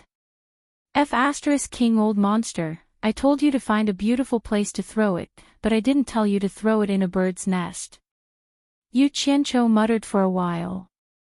He was about to leave with the small silver ball when he suddenly paused. He realized that it was quite hidden in the bird's nest, so he threw it back into the bird's nest. He did not remember how he had scolded Immortal Lord Crocodile. What he did not know was that Immortal Lord Crocodile did as he said and threw the silver ball in a beautiful place. But Immortal Lord Crocodile did not expect a bird to like things that glowed. It ended up bringing the silver ball to its nest. After leaving the big tree, he flew to the opposite valley and looked around. There was a towering stone mountain not far from the valley. There were many buildings at the foot of the mountain, and many people were gathered there. Some were even flying there. Yu Qianqiu was considering whether to go over and take a look when he suddenly saw someone flying past him. He was slightly surprised to find that the person was only in the early stage of soul formation. He gritted his teeth and flew over. When they got there, they discovered that it was similar to a trade center. There were shops selling things everywhere. After taking a few glances, he realized that the shop was filled with a dazzling array of items, and he basically didn't recognize any of them.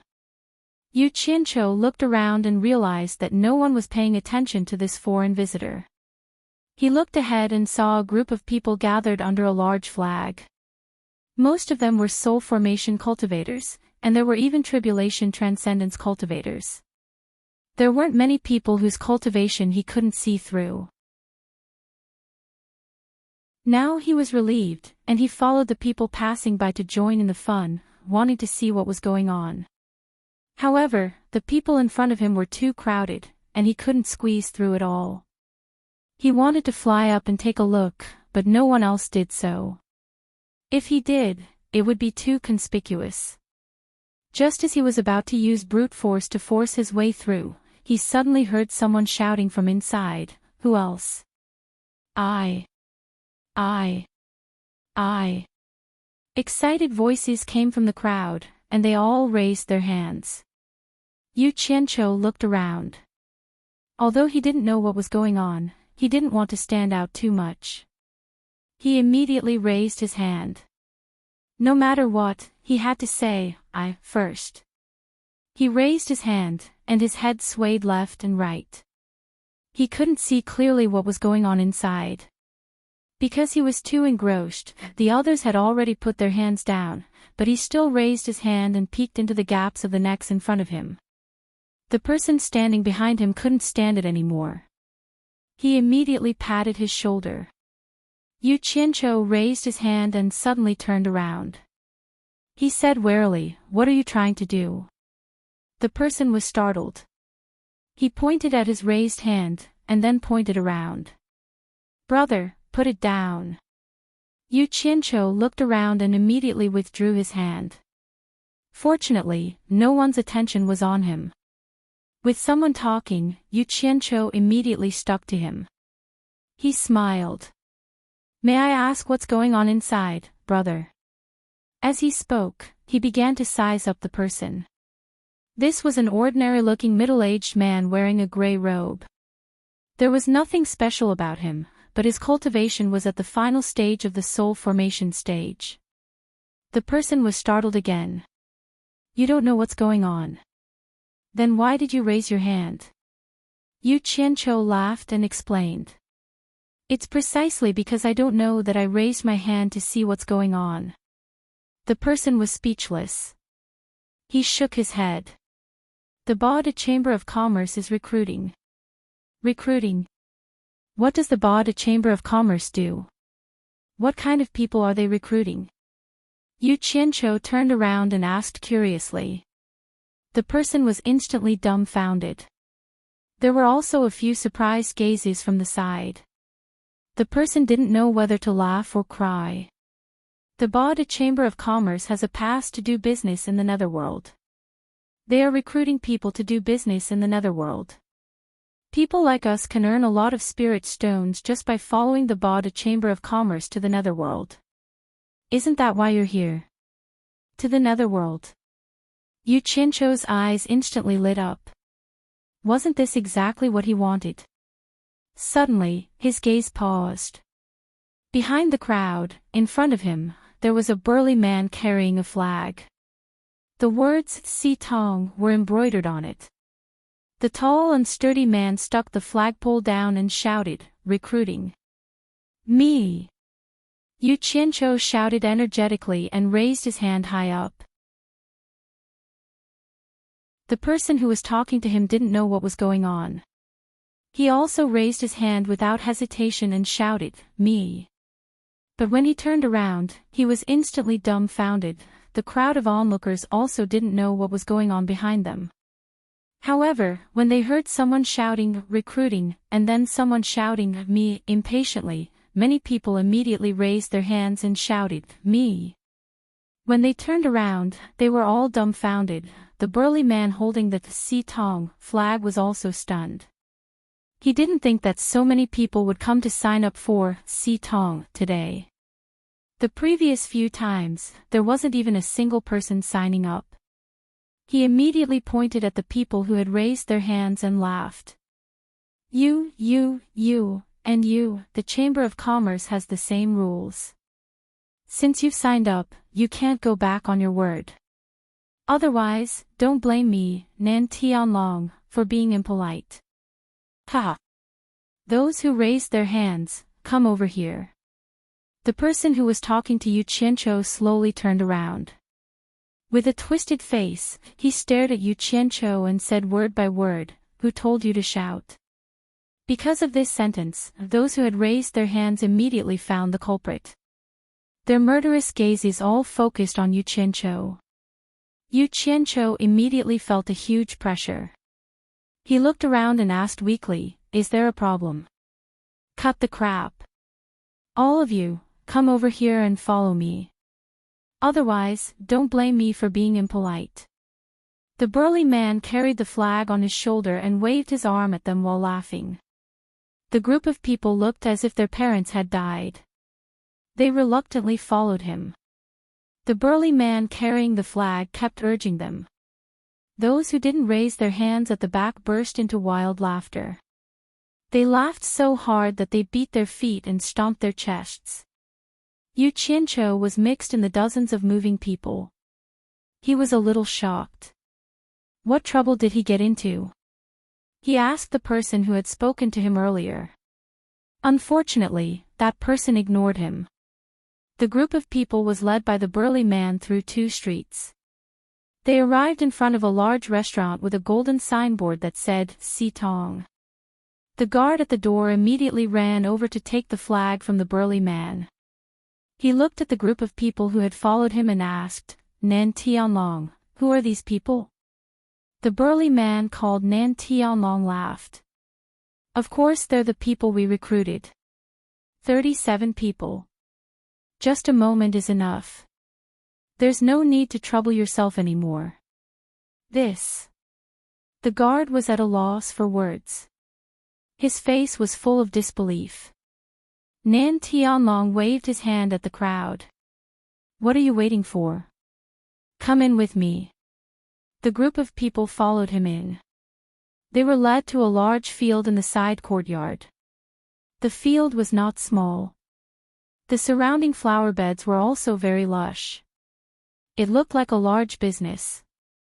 However, there were not many people around. It seemed a little deserted. All of you stay here obediently. If anyone dares to run, you can try it. Nan Tianlong threw down this sentence and went to the back courtyard. At this moment, everyone's eyes were on Yu Qianqiu. Someone sneered. There's no need to say anything. This person must be an agent of the Xitong Chamber of Commerce. He purposely tricked us. Yu Qianqiu was holding back a stomach full of grievances. He didn't know what was going on. When he heard someone mocking him, he immediately looked over. It was only a mid-stage soul formation cultivator. He immediately became furious. Bastard, you must be tired of living. Say it again if you have the ability. Since he dared to say such harsh words, everyone immediately checked his cultivation. In the end, no one could see through his cultivation. Everyone immediately became more obedient and didn't dare to look at him with disgust. The person who spoke to Yu Qianqiu before cupped his hands. I am Tao Zhong. Looking at your cultivation, you should be an immortal cultivator, right? With your cultivation, you could do anything. Why did you come to this business? I am Yu Qianqiu. Yu Qianqiu also cupped his hands. I really don't know what is going on. Brother Tao, please tell me in detail so I know what kind of trouble I've caused. Everyone had a look of disbelief when they heard this. Tao Zhong looked at him doubtfully, but he still roughly explained the cause of the matter. It turned out that the Xitong Chamber of Commerce and the Bada Chamber of Commerce were business rivals. They once fought over a permit to do business in the Netherworld. In the end, the permit fell into the hands of the Bada Chamber of Commerce. It should be known that doing business with the Netherworld was very profitable. As a result, the Bada Chamber of Commerce quickly expanded. Although the Xitong Chamber of Commerce later obtained a permit to do business with the Netherworld at all costs, because the Bada Chamber of Commerce took the initiative and kept suppressing the Xitong Chamber of Commerce, it made the Xitong Chamber of Commerce unable to purchase the items needed by the Netherworld. Over the years, the Xitong Chamber of Commerce had been forced to the point of collapse by the Bada Chamber of Commerce. However, this time, the Xitong Chamber of Commerce encountered a once-in-100 years opportunity to turn things around. The Divine Ruin Realm that opened once every 100 years was about to open. As long as one was lucky, one could collect many rare treasures needed by the Netherworld and the Immortal Realm. As long as the Chamber of Commerce that had the qualifications to do business with the Netherworld paid enough money, they could enter the Divine Ruin Realm with other sects that paid to try their luck.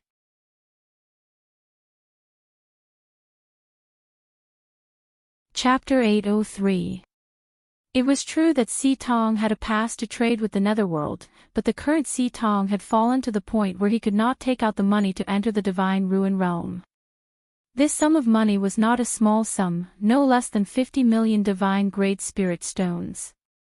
However, the pass in Si Tong's hand was still very valuable. Si Tong also understood that if he did not seize this opportunity to turn things around, that pass would be useless. Hence, he gritted his teeth and borrowed 50 million Divine Great Spirit Stones. If he could not return it on time, he would have to use that pass as compensation. Even though he had collected enough money, there was still a relatively harsh restriction to enter the Divine Ruin Realm. That was, each family could only send 30 people at most, and these 30 people's cultivation could only be below the Immortal Realm. Those who had reached the Immortal Realm were not allowed to participate. With so many chambers of commerce and sects participating at the same time, and in a different world, fighting for treasures was inevitable.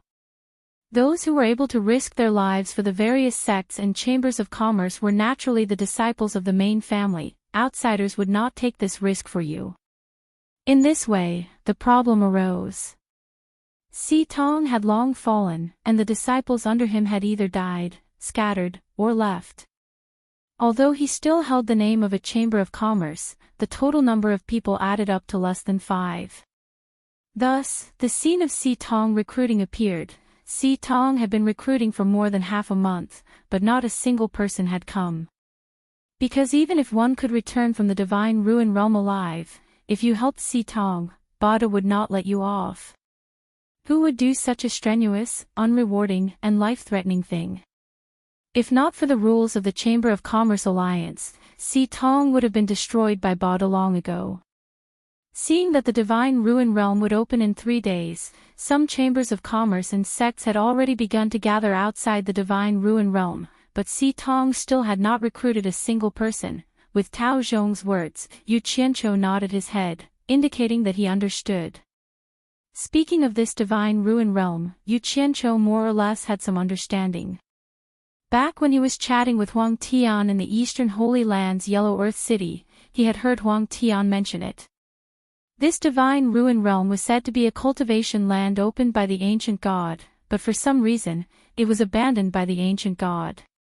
The spiritual energy inside was very abundant, and it was rich in all kinds of treasures. However, it was also extremely dangerous inside, with all kinds of ferocious beasts. According to Huang Tian, the Divine Ruin Realm would only open once every 100 years. After 3 months, it would close and only open again in the next 100 years. However, Huang Tian did not mention anything about the various sects participating in the opening of the Divine Ruin Realm. As Yu Qianqiu was thinking about this, he suddenly frowned and asked everyone, "Then why are all of you rushing to register at Bada? It seems like you really don't know anything." Tao Zhong smiled bitterly and said, "The reason why we are rushing to register with Bada is not to enter the Divine Ruin Realm, but to help Bada do business in the Netherworld. Every time he successfully completed a transaction, he would be rewarded with 10 top-grade spirit stones. Although the chances of us accepting the Bada Chamber of Commerce's employment are slim, we'll be out of luck if you coax us like this. What's there to be unlucky about? Since no one wants to go, it's fine if they don't go. They can't possibly kidnap you into the Divine Ruin Realm or kill you, right?" Yu Qianqiu said disapprovingly. The group of people immediately revealed exaggerated expressions of speechlessness. Tao Zhong did not know whether to laugh or cry as he said, "No matter how much Si Tong has declined, they are still a member of the Chamber of Commerce Alliance. The Chamber of Commerce Alliance pays attention to credibility. When dealing with the Chamber of Commerce, one must value credibility. Once they agree, they cannot go back on their word. Otherwise, even if Si Tong does not do anything to us, the Chamber of Commerce Alliance will not let us off. If the Chamber of Commerce Alliance wants to kill someone, how many people in the entire immortal world can escape? Oh my god. Don't tell me you don't even know this." Yu Qianqiu touched his nose awkwardly and said, that seems to be the case, I almost forgot. Only now did he understand that he had indeed brought a lot of trouble to these guys. Although he was not afraid, it did not mean that others had the capital to not be afraid. At this moment, 3 people came out of the backyard. 2 men and a woman stood in front of everyone. Among them, Nan Tianlong introduced them to everyone. This is our association's president, this is the young lady. Yu Qianqiu quickly scanned through their cultivation. Apart from the young lady who was at the soul formation final stage, he couldn't see through the president and Nan Tianlong's cultivation. It was clear that they had reached the immortal realm. The president looked like an outstanding person. No wonder his daughter was not bad. Yu Qianqiu could not help but take a few more looks at the president's daughter, who was biting her lips and not saying a word. Other than her petite figure, everything else about her was not bad. When everyone saw the president of Xitong appear, no one actually spoke to him. Clearly, they were not very interested in Xitong. The president's face showed a trace of bitterness.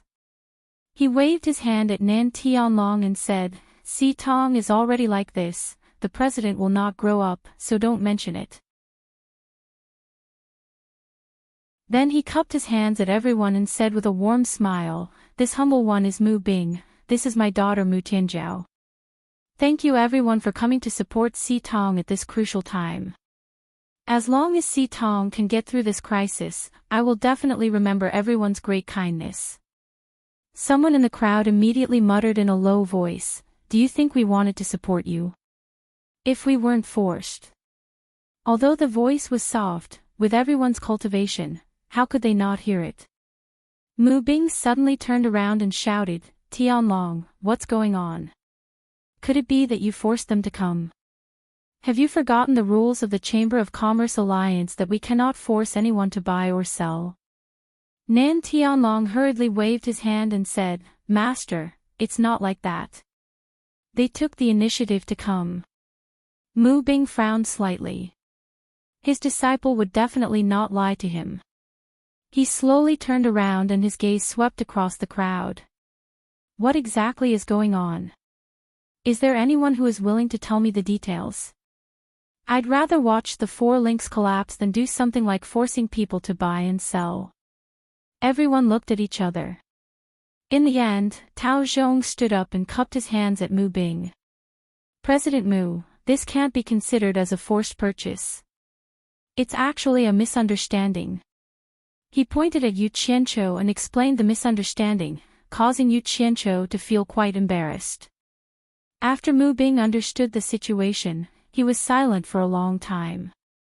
This was a difficult decision for Xitong at this crucial time. After all, it wasn't Xitong's fault. It was reasonable no matter where it went. Why not just try to be clever and make things worse? Xitong will not force anyone. Mu Bing finally said this. Nan Tianlong's expression changed slightly. He wanted to say something but stopped himself. Everyone breathed a sigh of relief. Yu Qianqiu also secretly shook his head. No wonder Xitong's business was like this. There was no such thing as a business without evil. Everyone was about to bid their farewells when Mu Tianjiao suddenly stepped forward and said, "But rules are rules. I, Xitong, did not force you. You were the ones who took the initiative to join us, so how can you go back on your word? Do you really think the rules of the Chamber of Commerce Alliance are just for show?" Everyone's eyes focused on Mu Bing. Mu Bing frowned and said, "Tianjiao." Mu Tianjiao's delicate face flashed with stubbornness. She immediately cupped her hands and interrupted, "Father, we also have to abide by the Chamber of Commerce Alliance's rules. If we let them go, what if someone comes to the Chamber of Commerce Alliance and accuses us of going back on our word and not hiring them? I'm afraid we won't even be able to find someone to testify for us. This is a critical time. We have to be on guard against thieves and rascals." Mu Bing was speechless. Nan Tianlong also immediately cupped his hands and said, "Master, junior sister is right. We need to be on guard against thieves and rascals. Mu Tianzhao took this opportunity to announce loudly, as long as everyone here accepts my, Si Tong's, employment, Si Tong, am willing to take out 1/10 of the estimated value of the treasures obtained in the Divine Ruin Realm. The moment these words were spoken, a commotion broke out among the crowd. This temptation was too great. One had to know that in order to enter the Divine Ruin Realm, the various chambers of commerce were willing to pay 50 million Divine Great Spirit Stones. Under normal circumstances, they would be able to get double the return. In other words, the estimated value of the treasures obtained was at least 100 million Divine Great Spirit Stones. 1/10 of 100 million Divine Great Spirit Stones was equivalent to 10 million Divine Great Spirit Stones. If this sum of money was divided among the people here, each person would receive roughly 300,000 Divine Great Spirit Stones. Compared to the 10 top Great Spirit Stones they would receive in a single trip to the Netherworld, it was an astronomical figure. Not to mention, the trip to the Netherworld was not entirely smooth sailing, there were still dangers. Nan Tianlong sneaked a peek at his master, seeing that his junior sister was willing to take out such a large amount of benefits without asking for his master's permission, but he found that his master was deep in thought. Seeing that many people were tempted, Mu Tianzhao continued, "Of course, Si Tong will not force everyone, I will still give everyone a choice. Those who do not want to accept my, Si Tong's employment, can leave a statement before you leave. Those who stay, I will also give you a guarantee, in case something happens that cannot be explained clearly. Whether you want to stay or leave, it's up to you." This time, everyone was stumped. Stay. It was too dangerous. Don't stay. 300,000 Divine Great Spirit Stones. Where would they find such a fat profit? This was money that they might not be able to earn even if they worked their whole lives. Indeed, profit and risk coexisted. This made it difficult for everyone to choose. Yu Qianqiu did not consider this, he was not short of money. Instead, he was sizing up Mu Tianzhao, noticing that this girl was indeed bolder than her father, using both kindness and authority, a person who could make decisions. After everyone made their choice, 9 out of the 37 people left. These were all people with families, and they were worried that their families would suffer retaliation from the 8 Pagoda trading firm, so they chose to leave. The others threw caution to the wind for the sake of 300,000 Divine Great Spirit Stones.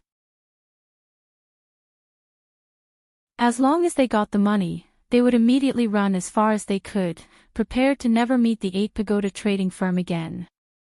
Yu Qianqiu did not leave either, receiving a jade archive from Mu Tianzhao. Inside it was a guarantee from Si Tong, written personally by her. The general idea was that after entering the Divine Ruin Realm, they were willing to split 1/10 of the estimated value of the treasures they obtained equally with those who accepted Si Tong's employment. It was not that he wanted to earn this money, but that even if he left, he might not be able to find an opportunity to go to the Netherworld immediately. Accepting this employment could also take the opportunity to inquire about more useful information, not to mention he also wanted to see what was going on inside the Divine Ruin Realm. If he found something amiss after entering, he could just leave at any time, there was nothing to worry about.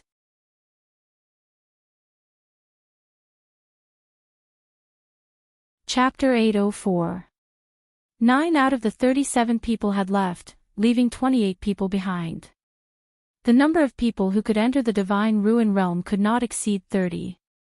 These people were about the same, but a few of them had slightly lower cultivation, only at the early stage of soul formation. Although there were already 28 people, 1 or 2 less people was very likely to avoid a large loss. Mu Bing sighed slightly.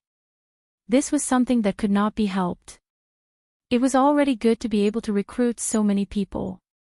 If it was not for the misunderstanding caused by that person, no one would have come to the 4 links at all. Mu Bing's gaze fell on Yu Qianqiu. He really had to thank this person, but then he was stunned. He found that he could not see through this person's cultivation. He walked slowly to Yu Qianqiu's side and said in a deep voice, "Your cultivation is extraordinary. Why did you come to the declining Four Links Chamber of Commerce to have fun?" Mu Tianjiao and Nan Tianlong also discovered Yu Qianqiu's extraordinariness because of Mu Bing's actions.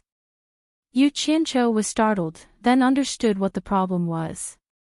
He immediately smiled and said, "President Mu, you misunderstand. I did not come to your Chamber of Commerce to have fun, but because I accidentally took a panacea that can conceal my cultivation before coming down. My actual cultivation is only at the late stage of soul formation." "Is that so?" Mu Bing's tone and the expression in his eyes were suspicious.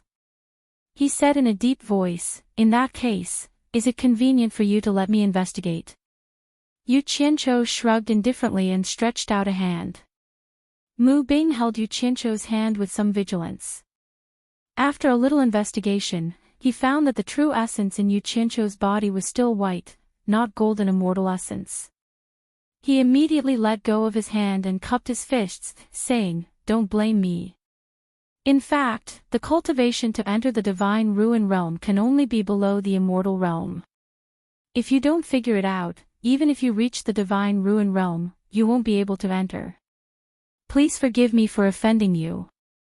Mu Tianjiao and Nan Tianlong breathed a sigh of relief. Mu Bing's words clearly proved that the other party was not lying. His cultivation was indeed at the soul formation stage. The two of them couldn't help but worry. Now, one less person was a loss. Yu Qianqiu cupped his hands and said with a smile, "Chairman Mu, you're too polite. This is what I should do. If it were me, I would do the same." Mu Bing smiled and nodded, then walked back to stand with Mu Tianjiao and Nan Tianlong. On the surface, they did not say a word, but everyone knew that this family must be secretly discussing something through voice transmission. Yu Qianqiu carefully observed their expressions and suddenly discovered that Mu Bing and Mu Tianjiao seemed to be a little agitated. The father and daughter seemed to have had some kind of argument, but in the end, it seemed that Mu Bing had compromised. However, his expression was not very good. Then, Mu Bing walked over and cupped his hands to everyone, "I'm sorry. I should have let everyone have a good rest first, but the Divine Ruin Realm will open in 3 days. Due to travel issues, we have no choice but to set off immediately. Please be magnanimous and forgive us." As for whether they should rest or not, no one really had any opinion. Tao Zhong took the lead and cupped his hands, "Chairman Mu, you're too polite. This is what we should do." A group of people also echoed. Mu Bing no longer hesitated and quickly took out a palm-sized flying shuttle and threw it into the air. In an instant, it became a giant shuttle in the air. He waved to everyone and said, "Please." A group of people rushed up. Then, the father and daughter and Nan Tianlong also flashed up. The father and daughter guarded the tail of the shuttle, while Nan Tianlong walked to the head. At this time, 2 people flashed up from the Four Links Guild Hall and saluted Mu Bing. Mu Bing smiled faintly and said, "Take good care of the family." The 2 responded in unison and retreated. Mu Bing waved to the front, and Nan Tianlong personally drove the flying shuttle away. Before leaving, Yu Qianqiu looked down and found that there were only a few people left in the huge Four Links Guild Hall. They were really down and out. The flying shuttle flew at an extremely fast speed, breaking through the clouds all the way.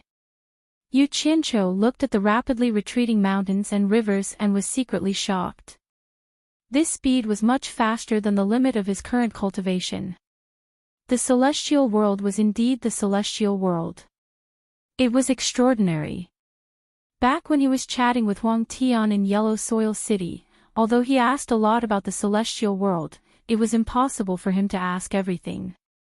However, he still knew the general framework. The biggest difference between the celestial world and the human world was that everyone could cultivate, regardless of whether they had the potential to cultivate or not. Even ordinary commoners could use the miraculous effects of immortal pills to lay a foundation for cultivation. However, the limitations of talent were often not something that ordinary immortal pills could overcome. Most commoners without the potential to cultivate would usually be stuck at the foundation establishment stage. Those families with a bit more wealth could often spend a lot of money to buy better immortal pills to forcefully increase their cultivation. It was even possible to break through to the tribulation passing stage, but it was difficult to go further. After all, talent was hard to surpass. Those with better cultivation talent were all recruited by the major sects because after these people joined the sect, they had the chance to break through to the immortal realm with the help of immortal pills. In the celestial world, no sect would recruit disciples who had no chance to break through to the immortal realm.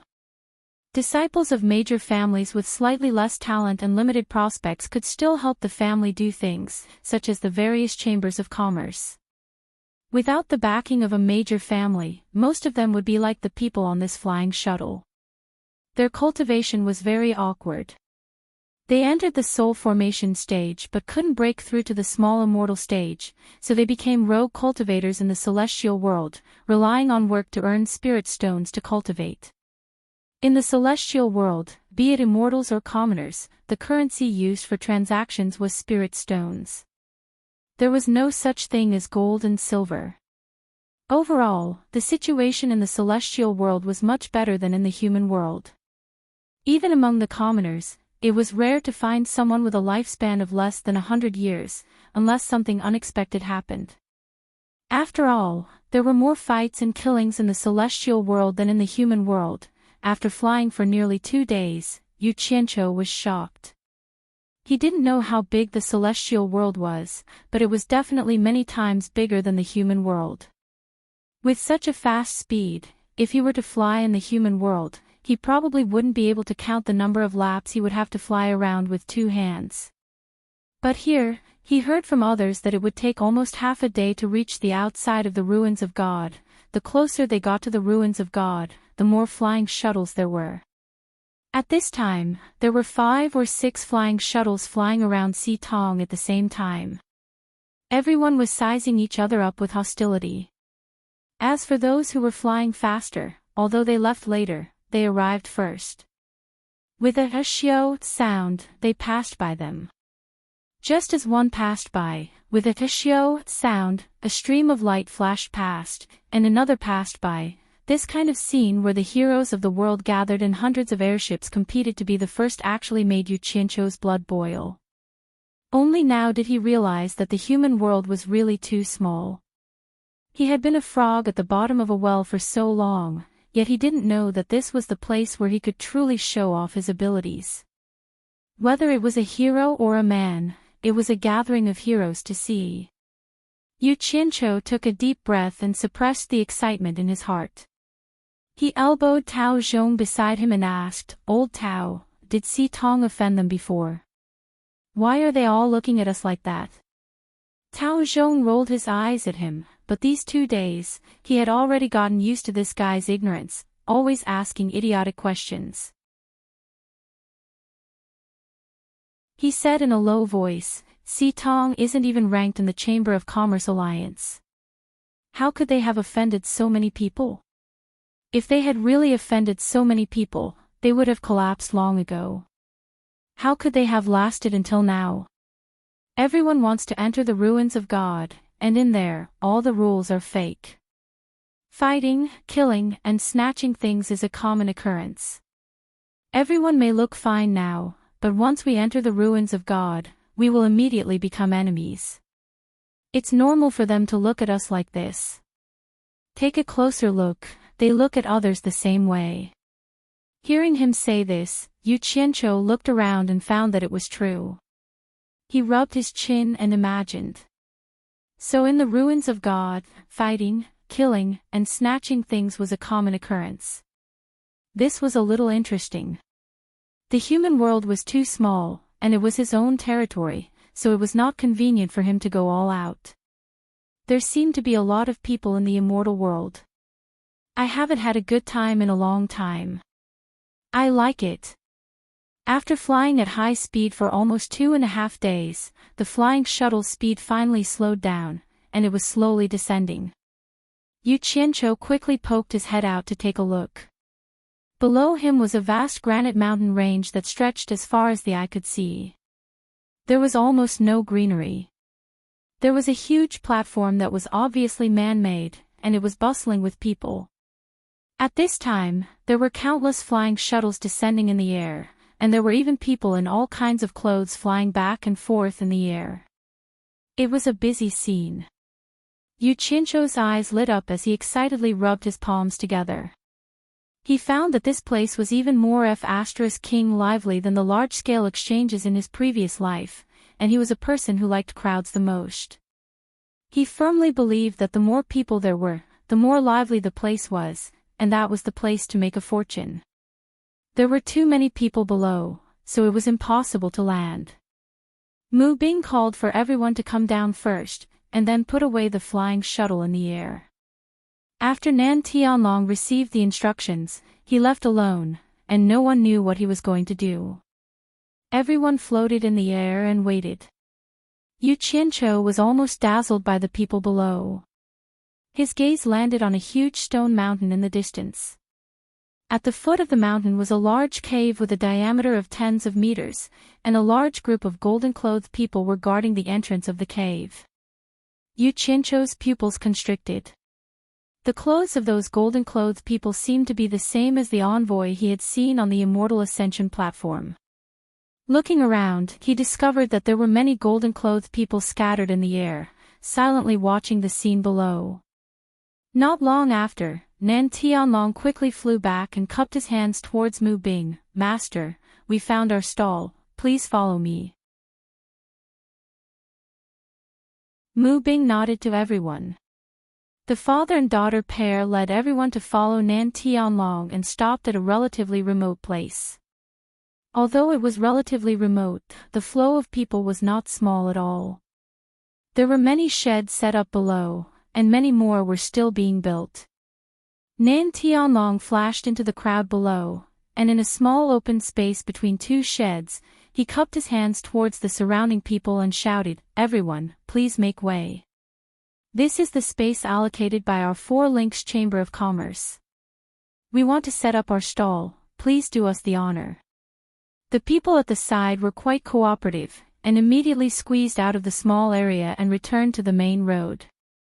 Mu Bing quickly led everyone to the open space, and Nan Tianlong immediately took out a large amount of bamboo wood from his storage bracelet, preparing to set up the 4 Links Chamber of Commerce's stall.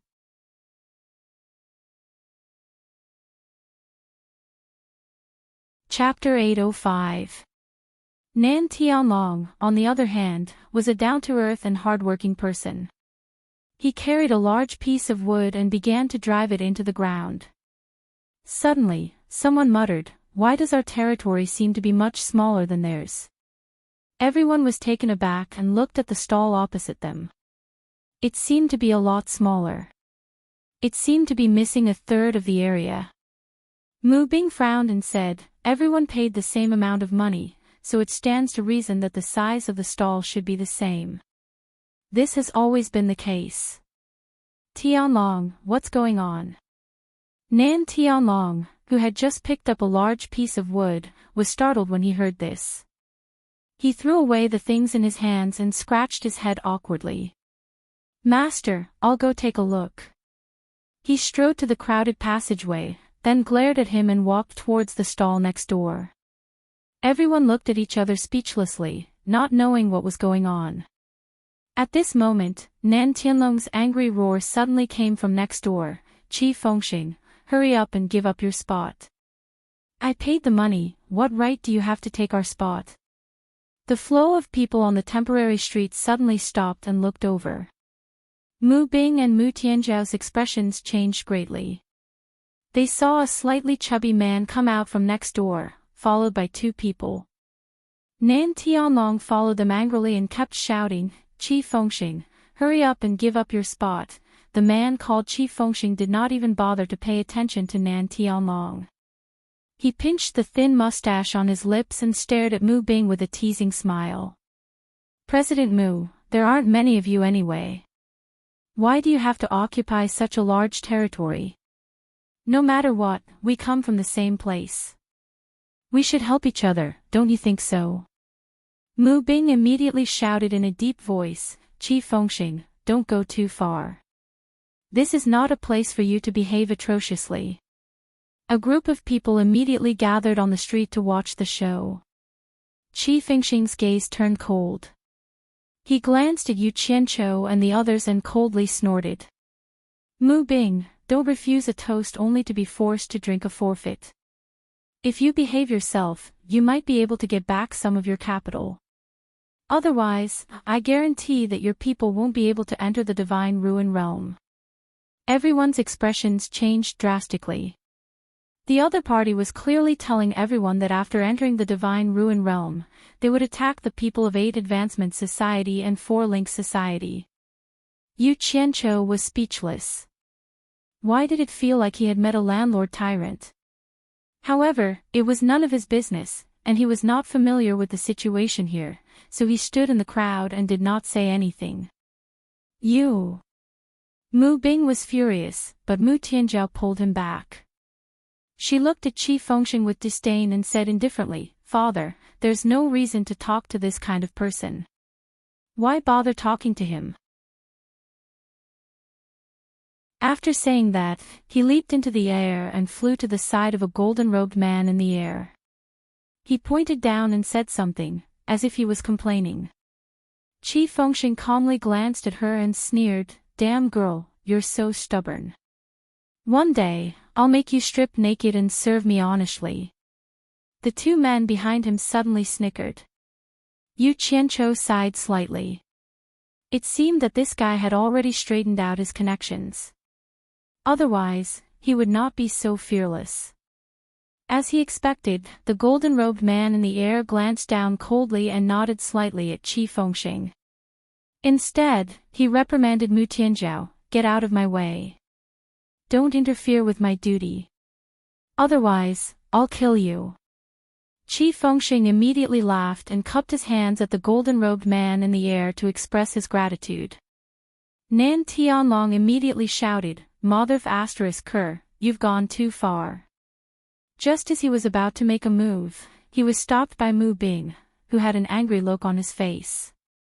Those golden-robed men were not people they could afford to offend. The people from 4 Link Society suddenly felt a little ashamed. Mu Tianjiao, who was in the air, instantly turned pale. Her petite and exquisite body became even more weak and helpless.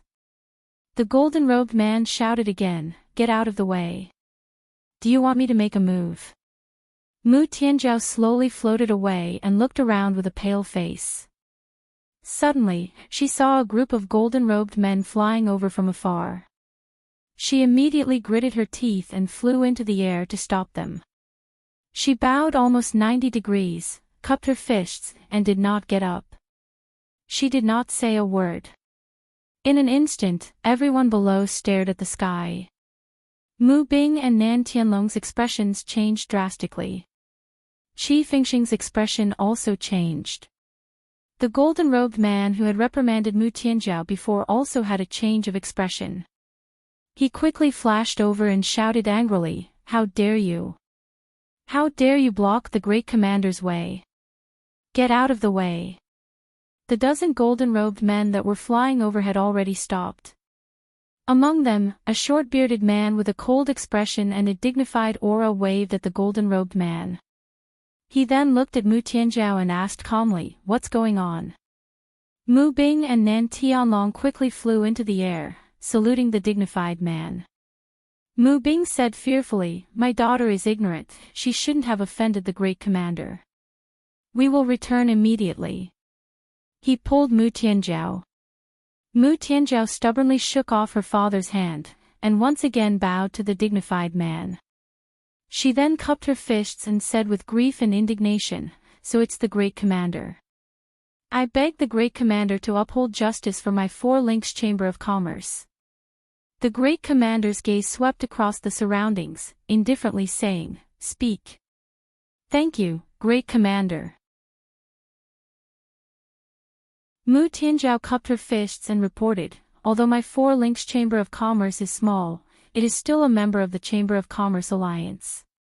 We also paid 50 million divine grade spirit stones to the Immortal Palace to obtain the qualification to enter the Divine Ruin Realm, and obtained a small stall outside the Divine Ruin Realm. This little girl would like to ask the Great Commander, my 4 Links Chamber of Commerce has paid the same amount of money, so why is the Immortal Palace's guard helping others divide my 4 Links Chamber of Commerce's stall? If it's because my 4 Links Chamber of Commerce paid the same amount of money, please tell us clearly. There is no need to humiliate us in public.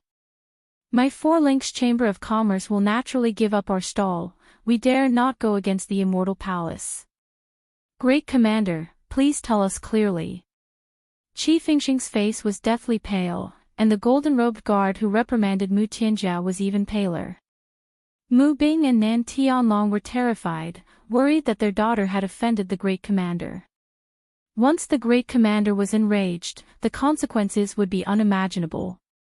Yu Qinzhou's eyes lit up, his evaluation of Mu Tianjiao rose by a notch. Her words were well-mannered and well-mannered. Unless the Great Commander ignored the Immortal Palace's reputation, he wouldn't make things difficult for Mu Tianjiao in public. Which stall belongs to your 4 Links Chamber of Commerce? The Great Commander asked. Mu Tianjiao immediately waved her hand, pointing at the stall that was 1/3 smaller than the others. The Great Commander glanced at her, his gaze turning piercingly cold as he stared at the guard who colluded with Qi Fengxing, asking indifferently, "You're the one on duty here?" "Yes, yes, yes." The guard was so scared that he couldn't speak clearly. The Great Commander said indifferently, "Do you have anything to explain?" It was this subordinate's oversight. There were too many people and I was too busy. Please forgive me, Great Commander. The guard was trembling in fear. The Great Commander nodded slightly, "I see. You can't be blamed. However, it seems that your abilities are limited and you're no longer suitable to serve the Immortal Palace. Men, cripple his cultivation and send him back to where he came from." Great Commander, forgive. The guard wanted to beg for mercy, but 2 people had already flashed out from behind the Great Commander. "Ah!" A miserable scream rang out. His golden robe was stripped off in the blink of an eye. His whole body turned limp and he was carried away by another golden-robed man like a chick. The Great Commander's gaze turned to the shed that took up more space. One of the people behind him immediately pointed and shouted, "Which Chamber of Commerce does this belong to?" Qi Fengxing hurriedly rushed over, trembling. He was so scared that he couldn't say a word. He only knew how to keep bowing. The Great Commander stared at him indifferently and said, "This is my fault for not disciplining my subordinates properly. However, you must immediately tear down that shed. Give up the extra space and return it to the 4 Links Chamber of Commerce immediately. Can you do that?" "Yes, yes, yes." Qi Fengxing couldn't say anything else other than this one word. The Great Commander tilted his head slightly and said, "Send people to patrol the area. If such a situation is discovered again, deal with it as an example." "Yes." One of the people behind him immediately flashed away. The Great Commander's gaze swept over Mu Tianjiao, looking her up and down. Mu Tianjiao immediately bowed and said, "Thank you, Great Commander, for your decision." When she straightened up, the Great Commander and his people were already far away. The matter was finally over. Mu Bing and Nan Tianlong were the first to let out a sigh of relief. The former pulled his daughter away and left. Qi Fengxing also returned, trembling, and hurriedly ordered people to tear down the shed. "Junior sister is still the best. I was scared out of my wits." Nan Tianlong immediately praised when he landed. Then, he carried a wooden frame. He was the only one busy, and the people that the others called seemed somewhat indifferent. Mu Tianjiao glanced at everyone and bit her lip. After all, when they were hired, they didn't say that they were going to help Si Tong with chores, so she couldn't say anything. Mu Tianjiao tucked a lock of hair behind her ear, rolled up her sleeves, and carried a thick wooden pillar and got busy. Although this kind of work wasn't tiring with her cultivation, she was petite and delicate.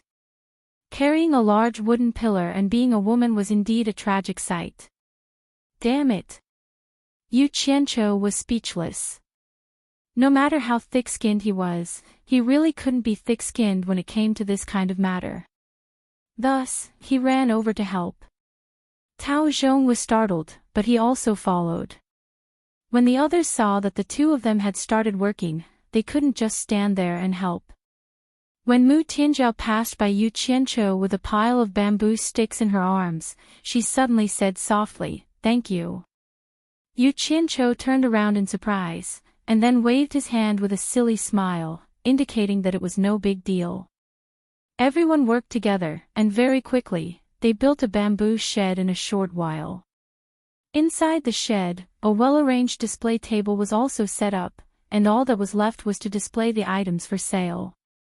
However, it seemed that Si Tong didn't have anything to sell at all, and the shed was empty. After the shed was built, the space inside suddenly became much smaller, and there was no way it could accommodate so many people. After greeting Mu Bing, everyone went out for a walk. Only Mu Bing, his daughter, and Nan Tianlong were left in the shed, discussing their funeral matters. At this moment, Qi Fengxing strolled in with a sullen face.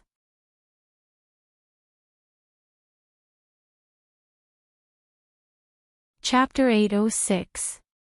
Shuttling through the bustling crowd, Yu Qianqiu's eyes were fixed on Tao Zhong, asking him all sorts of questions without end. Tao Zhong was really sick and tired of it. He tried several times to shake off Yu Qianqiu, but he found that he couldn't do so no matter how hard he tried. There were several times when he thought he had shaken off Tao Zhong's tail, but he would inadvertently find this guy suddenly asking him questions from behind. Tao Zhong was on the verge of collapsing, appearing and disappearing like a ghost. Little did he know that it was precisely because Yu Qianqiu was familiar with him that he took the opportunity to pat Tao Zhong's shoulder, sacrificing a drop of blood essence to pat Tao Zhong's back. The main reason was to make it convenient for him to contact Tao Zhong, afraid that he would forget about Tao Zhong and not be able to find him. More importantly, if Tao Zhong had any questions, he could look for Tao Zhong at any time. Rows of sheds separated the streets, with people coming and going like the tide. Stalls were filled with things for sale, and there were also stalls like the Four Links Chamber of Commerce that had nothing on sale, waiting for the Divine Ruin Realm to come out. It was a little like waiting for the rice to be cooked, but wasn't the Four Links Chamber of Commerce just waiting for the rice to be cooked? On the large square, rows of sheds lined up. Yu Qianqiu roughly estimated that there were no less than 10,000 stalls. Immediately, he pulled Tao Zhong's sleeve, asking, "Does every stall here have to pay 50 million divine-grade spirit stones?" Tao Zhong reluctantly grunted in agreement, expressing his dissatisfaction. Yu Qianqiu looked at Tao Zhong with a strange expression, but immediately understood that he had troubled the other party too much, and the other party was clearly expressing his dissatisfaction. "This is easy, you'll be satisfied in no time." Yu Qianqiu glanced left and right, then dragged Tao Zhong to a shop diagonally opposite. Pointing at a storage bracelet wrapped around an iron rod, he asked the shopkeeper, "How much is this?" Tao Zhong replied coldly, "This thing is not cheap." The shopkeeper sized up the two people's attire. They didn't look like rich people, but he still smiled. 10 rooms, 1 divine-grade spirit stone for 1, no bargaining. Without a word, Yu Qianqiu took out a divine-grade spirit stone from his storage pouch, throwing it to the shopkeeper. "Take 1.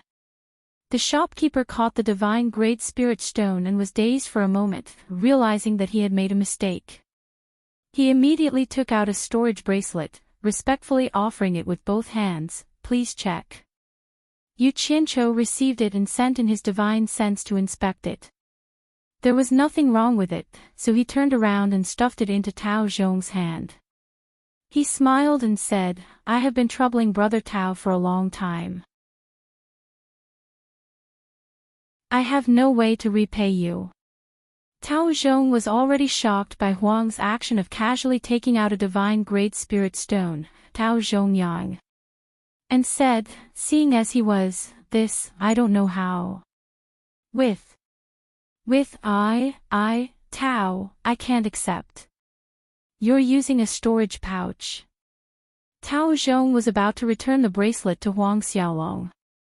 In the immortal world, those below the immortal realm would rarely wear a storage bracelet, except for those big family's disciples. Itinerant cultivators like them from the immortal world would find it hard to earn 1,000 top-grade spirit stones in a year. However, Yu Qianqiu had given him a storage bracelet worth 10,000 top-grade spirit stones. How could he not be shocked? To him, this was indeed a heavy gift. It's just a bracelet, it's not as serious as you say. I'm just not used to wearing a lump of iron on my wrist. Yu Qianqiu waved his hand to reject Tao Zhong's gift. Although Huang Xiaolong said it casually, Tao Zhong still felt that the gift was too heavy, trying to reject it again. In the end, the shopkeeper chimed in, since it's someone's kind intention, just accept it. This person doesn't look like someone who lacks money. Tao Zhong looked at the two people, a wry smile on his face, then, I'm sorry. After admiring the storage bracelet for a while, Tao Zhong wore it on his wrist, then cupped his fists at Yu Qianqiu. Yu Qianqiu waved his hand, come, let's go, we'll continue our stroll. The shopkeeper quickly interjected, honored guest, I still have a lot of good things here, why don't you take a look? Yu Qianqiu waved his hand, declining the shopkeeper's offer. When the two of them reached the street again, Tao Zhong no longer tried to hide from Yu Qianqiu. Instead, he blindly followed behind Yu Qianqiu, ready to act as a guide at any time. This was called a method to take advantage of others, and it was a very realistic situation. Yu Qianqiu once again asked, every shop here has to pay 50 million divine grade spirit stones. Tao Zhong immediately answered, that's right, only those who pay the immortal palace are qualified to set up stalls and open shops here. As he spoke, he kept touching the storage bracelet on his wrist, afraid that he might accidentally drop it. Yu Qianqiu sucked in a breath of cold air. There were at least 10,000 shops here, and each shop had to pay 50 million divine grade spirit stones. Just from this alone, the immortal palace would earn at least a few 100 billion divine grade spirit stones. That old immortal emperor had struck it rich, this was the benefit of being a big boss. I heard that the sects and trading houses that enter the Divine Ruin Realm can earn a lot of money. Since the Divine Ruin Realm is controlled by the immortal palace, why don't they go treasure hunting themselves instead of letting others participate? Yu Qianqiu asked. Who says the immortal palace doesn't participate?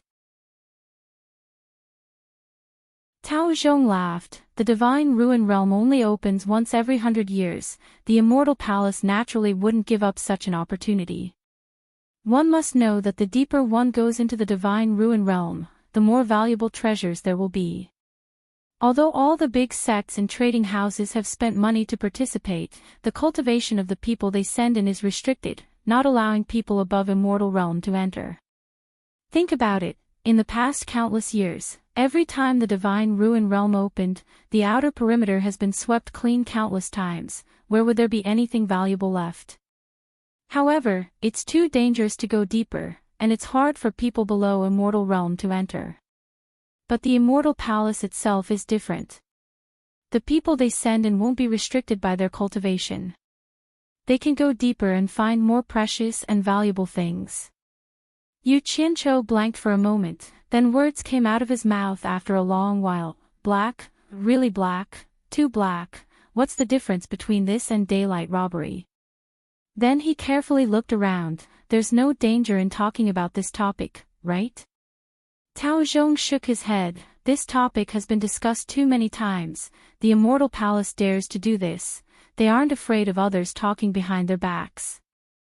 They didn't force anyone, they just set a standard. Who told everyone to rush in, those who didn't get the qualifications to enter would be unhappy instead. It's all because of the monopoly. Yu Qianqiu shook his head speechlessly. When he passed by a shop called Skyward Palace, he paused. The shop's signboard read, "Buying in large quantities. Dragon scale grass, 1,000 divine grade spirit stones per stalk, 100 head vine, 800 divine grade spirit stones per stalk, heavenly violet star, 400 divine grade spirit stones per stalk." In short, there were a lot of things listed on the signboard, and none of them were sold for less than 1 divine grade spirit stone. Seeing the confusion on Huang Xiaolong's face, Tao Zhong immediately explained, "Skyward Palace is the largest alchemy sect in the immortal world. The prices listed here are the prices of items that are not lacking in the market. Some genuine top-grade immortal herbs are not listed here, and are traded in private. Truly good things can go as high as hundreds of millions, billions, or even tens of billions of divine-grade spirit stones. For people like us at the bottom of society, we might not even be able to buy a stalk of dragon-scale grass even after working hard for a lifetime. Poor. The corner of Yu Qincho's mouth twitched. Only now did he realize that he had really overestimated himself. He thought he was very rich, but it turned out that his net worth couldn't even compare to a stalk of grass here. What the hell? This was really intolerable. This time, he was really provoked. Secretly gritting his teeth, he turned around and asked with a smile, "These valuable things are in the divine ruin realm?" Tao Zhong nodded, "Of course, otherwise the Skyward Palace wouldn't have hung a buying signboard here. It all depends on whether everyone has the ability to find them or not. For a small trading house like the Four Links, the reason why they did not hesitate to borrow money to enter the divine ruin realm is because as long as they can find a stalk of high-grade immortal herb, they will be able to recoup all the money they spent." Yu Qincho's heart skipped a beat, suddenly feeling that his chance to make a fortune had come. He couldn't help looking at the signboard a few more times, wanting to memorize all the valuable things listed on it. But with just one look, he saw the problem. He suddenly realized that he didn't seem to recognize any of the grass listed on the signboard. Even if he entered the divine ruin realm, he would most likely think that it was just a weed. Yu Qincho immediately coughed, turned around and asked, "Is there a shop here that sells all kinds of precious items?" "Of course there is. It's rare to see a day like this where all the sects and trading houses in the immortal world gather. It's a good time to do business." Tao Zhong waved his hand and pointed around. "There are only things you can't think of here, and there's nothing you can't buy, as long as you have the money. The various precious items you mentioned should be sold in the Wangutong shop." Yu Qiancho immediately waved his hand, indicating for him to lead the way. As they walked, he asked, "What does Wangutong do?" Although Tao Zhong was surprised that he didn't even know about Wangutong, he was already used to his ignorance. He casually explained, "It's the largest auction and appraisal shop in the immortal world, and it's very rich." The two of them strolled along a few streets, asking many people before they finally found Wangutong's shop. As soon as the two of them walked in, a well-dressed, beautiful, and graceful woman walked out from the side of several old men.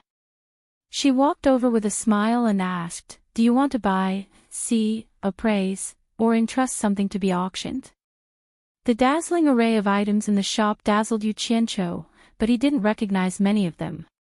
He paused for a moment and asked, "Are there any precious items?" "Yes." The beautiful woman took a few steps back, pointing at the piles of jade archives on the shelves at the side as she introduced, "Antiques, immortal records, medicinal pills, immortal herbs, immortal artifacts, beasts, and all kinds of rare ores and metals. What kind and grade do you need?" Yu Qiancho was taken aback. "What do you mean by grade?" The beautiful woman was stunned by his question. Tao Zhong hurriedly raised his hand at the woman, gesturing for her to wait for a moment. He whispered into Yu Qiancho's ear, "Items like these are usually protected with restrictions, and can't be duplicated. Once duplicated, the information recorded inside will be destroyed. Usually, the price is set according to the rarity of the item. The rarer the item, the higher the price.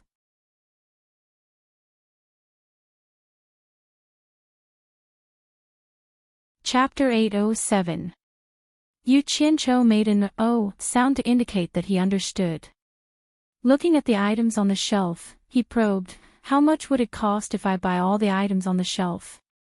Tao Zhong turned his head and rolled his eyes. The beautiful and capable woman was taken aback, her gaze sweeping over Yu Qianqiu once more. Although she guessed that this person wouldn't be able to afford it, she still maintained a warm attitude and calculated the price of the whole set of items. She replied with a smile, "If you want to buy all the items of different grades, it would cost a total of 274 pieces of divine grade spirit stones. If you are sincere, we can waive the small change, just 270,000 divine grade spirit stones. Do you need it? So expensive?" Yu Qianqiu exclaimed, walking up to the shelf and casually picking up a piece. Imbuing it with his divine sense, he placed it back down with a frown on his face. "Isn't it just some drawings and some words? How can it be so expensive?" The beautiful woman felt awkward for a moment, but maintained her smile as she explained, "The quality of this account's items is guaranteed. These illustrations are the work of this account's expert appraiser. The authenticity of the illustrations and the real thing are almost perfect.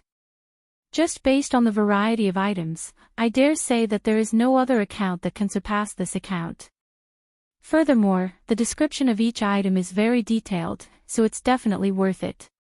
Yu Qianqiu turned to look at Tao Zhong, asking, "Is what she said true?" Tao Zhong coughed lightly, awkwardly saying, "Wang Gutong's reputation is unquestionable in the immortal world. Since she said so, it shouldn't be wrong.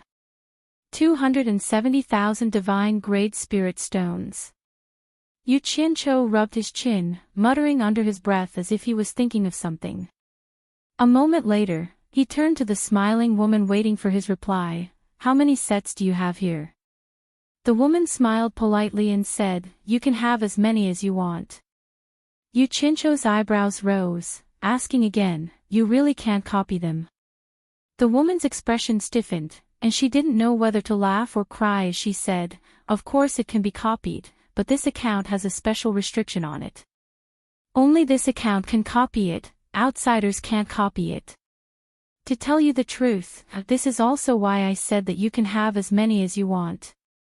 Yu Qianqiu sighed with a little regret. It seemed that he would have to spend a lot this time. He waved his hand and said, "Forget it, just give me 100 sets. Ah." The woman was stunned. Her alluring red lips moved slightly as she awkwardly smiled and said, "Did you just say you want 100 sets? At this moment, the few old men who had not turned around all turned around and looked at Yu Qianqiu. Tao Zhong opened his mouth wide in disbelief. Yu Qianqiu frowned and said, "No more, no less. I want 100 sets. Oh right, is there a discount for buying a lot?" The woman calmed down after confirming Huang Xiaolong's words. One look was enough to tell that she was someone who had seen the world. She smiled. "One set will be 270,000 divine grade spirit stones, so 100 sets will be 27 million divine grade spirit stones. I'll take 25 million divine grade spirit stones from you, what do you think?" Yu Qianqiu looked at the woman suspiciously. Even if Wang Gutong was filthy rich, this decision wasn't something an ordinary disciple could make, right? This woman wasn't simple, all right. Yu Qianqiu nodded his head, carefully observing the woman. "Please wait a moment, I'll sort them out for you." The woman nodded and left, tidying up the jade archives on the shelf. The several old men also came over to help, and very soon, 100 sets of jade archives were sorted out. The woman even used a storage bag to store the jade archives, handing them over to Yu Qianqiu for inspection. Yu Qianqiu was merely checking if the number of jade archives was correct. He had no way of verifying it. However, He believed that since Wangu Tong was able to become the industry leader in the immortal world, she wouldn't resort to such underhanded means. Putting away the storage bag, Huang Xiaolong also took out a storage bag for himself, passing it to the woman. "Count it." The woman quickly checked the number of divine-grade spirit stones inside the storage bag, smiling. 25 million divine-grade spirit stones is correct. She turned around and passed the storage bag to one of the old men behind her. When she turned around again, she saw Yu Qianqiu walking out of the room. She immediately called out, "Wait a moment." Yu Qianqiu turned around with a frown on his face. "We've already cleared the transaction. Is there a problem?" The woman quickly walked over to him, introducing herself with a smile. "I'm Wan Ling. May I know how to address this honored guest? Did she take a liking to me because of my generosity?" Yu Qianqiu thought it was impossible. If it was before, he wouldn't have dared to take out so many divine-grade spirit stones to spend, afraid it would be too conspicuous. But after strolling around the streets, he realized that spending several tens of millions of divine-grade spirit stones wasn't even enough to buy a blade of grass for a wealthy family. It couldn't be considered ostentatious. "I'm just a customer who came and went in a hurry. There's no need to leave my name, right?" Yu Qianqiu's brows were slightly furrowed. Wan Ling smiled, taking out a purple gold medal token, handing it over. "My grandfather is the Wangu Tong sect's chief. This token is convenient for honored guests to have dealings with me. Within this Wangu Tong sect's business scope, if there's anything you need my help with, you can use this token to receive preferential treatment and the best service. Please accept this token." She really isn't an ordinary person. Yu Qianqiu was dazed for a moment. Seriously, this thing should be similar to the VIP card in his previous life. Perhaps he could use it in the future. Reaching out to receive the token, Huang Xiaolong studied it over and over again. There were only 3 simple words Wangu Tong engraved on it. Other than the special material used, there wasn't even a trace of extra pattern. But it was obvious that someone had spent a lot of effort on those 3 words, as they were carved with vivid and lifelike vines. Yu Qianqiu put away the token, cupping his fists in greeting. "This one is Yu Qianqiu. I have some matters to attend to, so I'll take my leave here." The smile on Wan Ling's face grew wider, reaching out a hand. "Take care, I won't send you off." Once the 2 of them left the shop, Tao Zhong didn't even dare to breathe loudly. Yu Qianqiu's wealth had truly shocked him. Only now did he realize that Yu Qianqiu was not on the same level as him. He was just a mere rogue cultivator, but Yu Qianqiu's background was unfathomable to him. But what he couldn't figure out was, since he was so rich, why would he participate in such a dangerous divine ruin stage general assembly?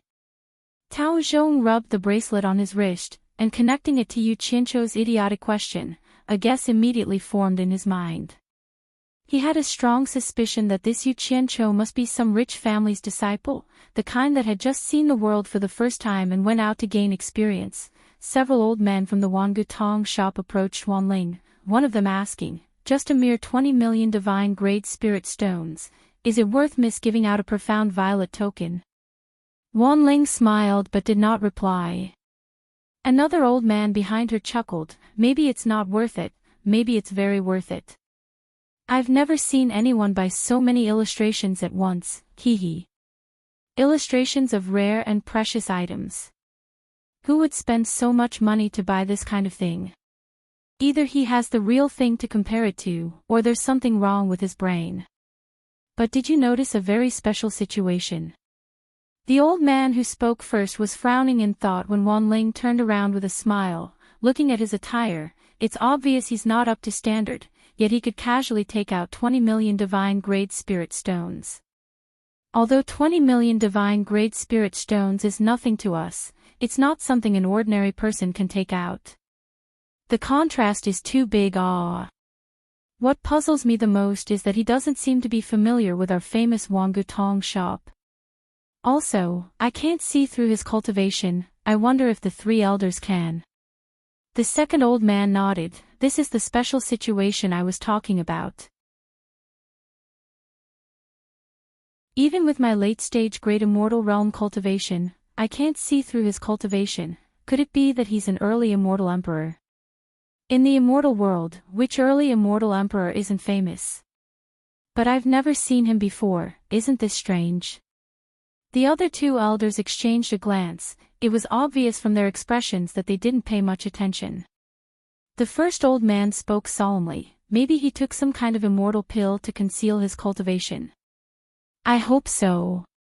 Otherwise, it's too strange. Wan Ling pondered for a moment.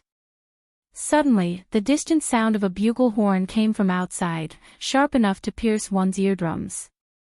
Wan Ling raised her head to look at the crowd flying away from the street, her expression solemn. The godly ruin realm is finally open, let's go take a look. It'll also boost the confidence of our Wangu Tong disciples. The three old men nodded, and as she walked out of the shop, the shopkeeper who had been hiding outside immediately came in. When the bugle horn sounded, Yu Qianqiu and Tao Zhong had just returned to see Tong's shop.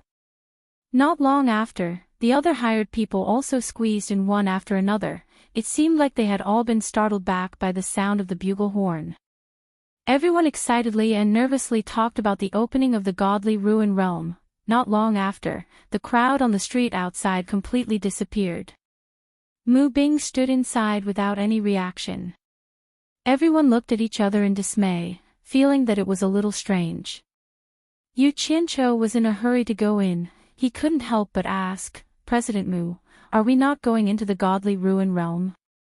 Mu Tianjiao, who was beside Mu Bing, looked at the crowd and smiled. The godly ruin realm's spiritual energy is very abundant, and it only opens once every 100 years. Who knows what kind of heavenly treasures have grown? Right now is the time when everyone is fighting and robbing, and also when the casualties are the highest. Moreover, it's very crowded right now. It'll take at least half a day for hundreds of thousands of people to go in. We're not in a hurry, we'll go in half a day. Everyone suddenly understood. Yu Qianqiu smiled and said, Thank you, miss, for understanding us. Mu Tianjiao smiled and shook her head. At this time, Mu Bing, who had his back facing the crowd, slowly turned around and bowed to the crowd with a solemn expression. This time, my daughter will also be entering the godly ruin realm with everyone. I hope everyone can help take care of her. Nan Tianlong, whose thick brows were knitted together, also bowed to the crowd. Everyone looked at each other speechlessly, wondering if this Mu Bing had gone crazy over money, to actually be willing to put his own daughter in danger.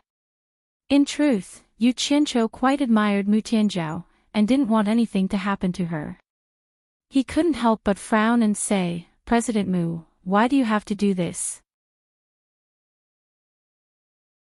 Entering depends entirely on luck, and you don't expect your daughter to be able to pick up something good. You'd better reconsider. Some things can't be retrieved once they're lost.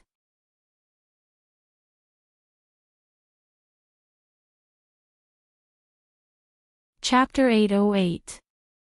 A hint of bitterness appeared on Mu Bing's face, but he did not refute anything. Instead, it was Mu Tianjiao who stood up with her chest out and cupped her fists towards the crowd.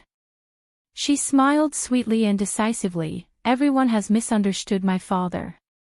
My father has been trying to stop me from entering the divine ruin realm, but my 4 links chamber of commerce is already swaying in the wind and rain. As my father's only daughter, how can I sit back and do nothing? For me to wait outside the ruins of God for a month without doing anything, I really can't do it. I hope everyone will work together with me to save my 4 links chamber of commerce from this crisis. Mu Tianjiao thanks everyone in advance. As she spoke, she bowed deeply. Everyone looked at each other and sighed in their hearts. It was Mu Tianjiao's misfortune to be born in the 4 links chamber of commerce, but the 4 links chamber of commerce with Mu Tianjiao was a great blessing. Yu Qianqiu could not help but let out a sigh in his heart. A daughter should be like Mu Tianjiao. She was much better than her father.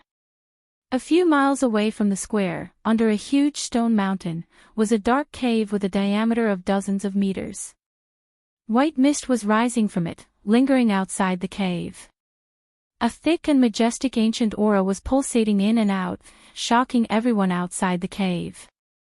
Then, the white mist shrank and gathered inside the cave, blooming with a white stream of light and spinning. The hundreds of thousands of people outside stared intently at this scene until the white light in the cave stabilized.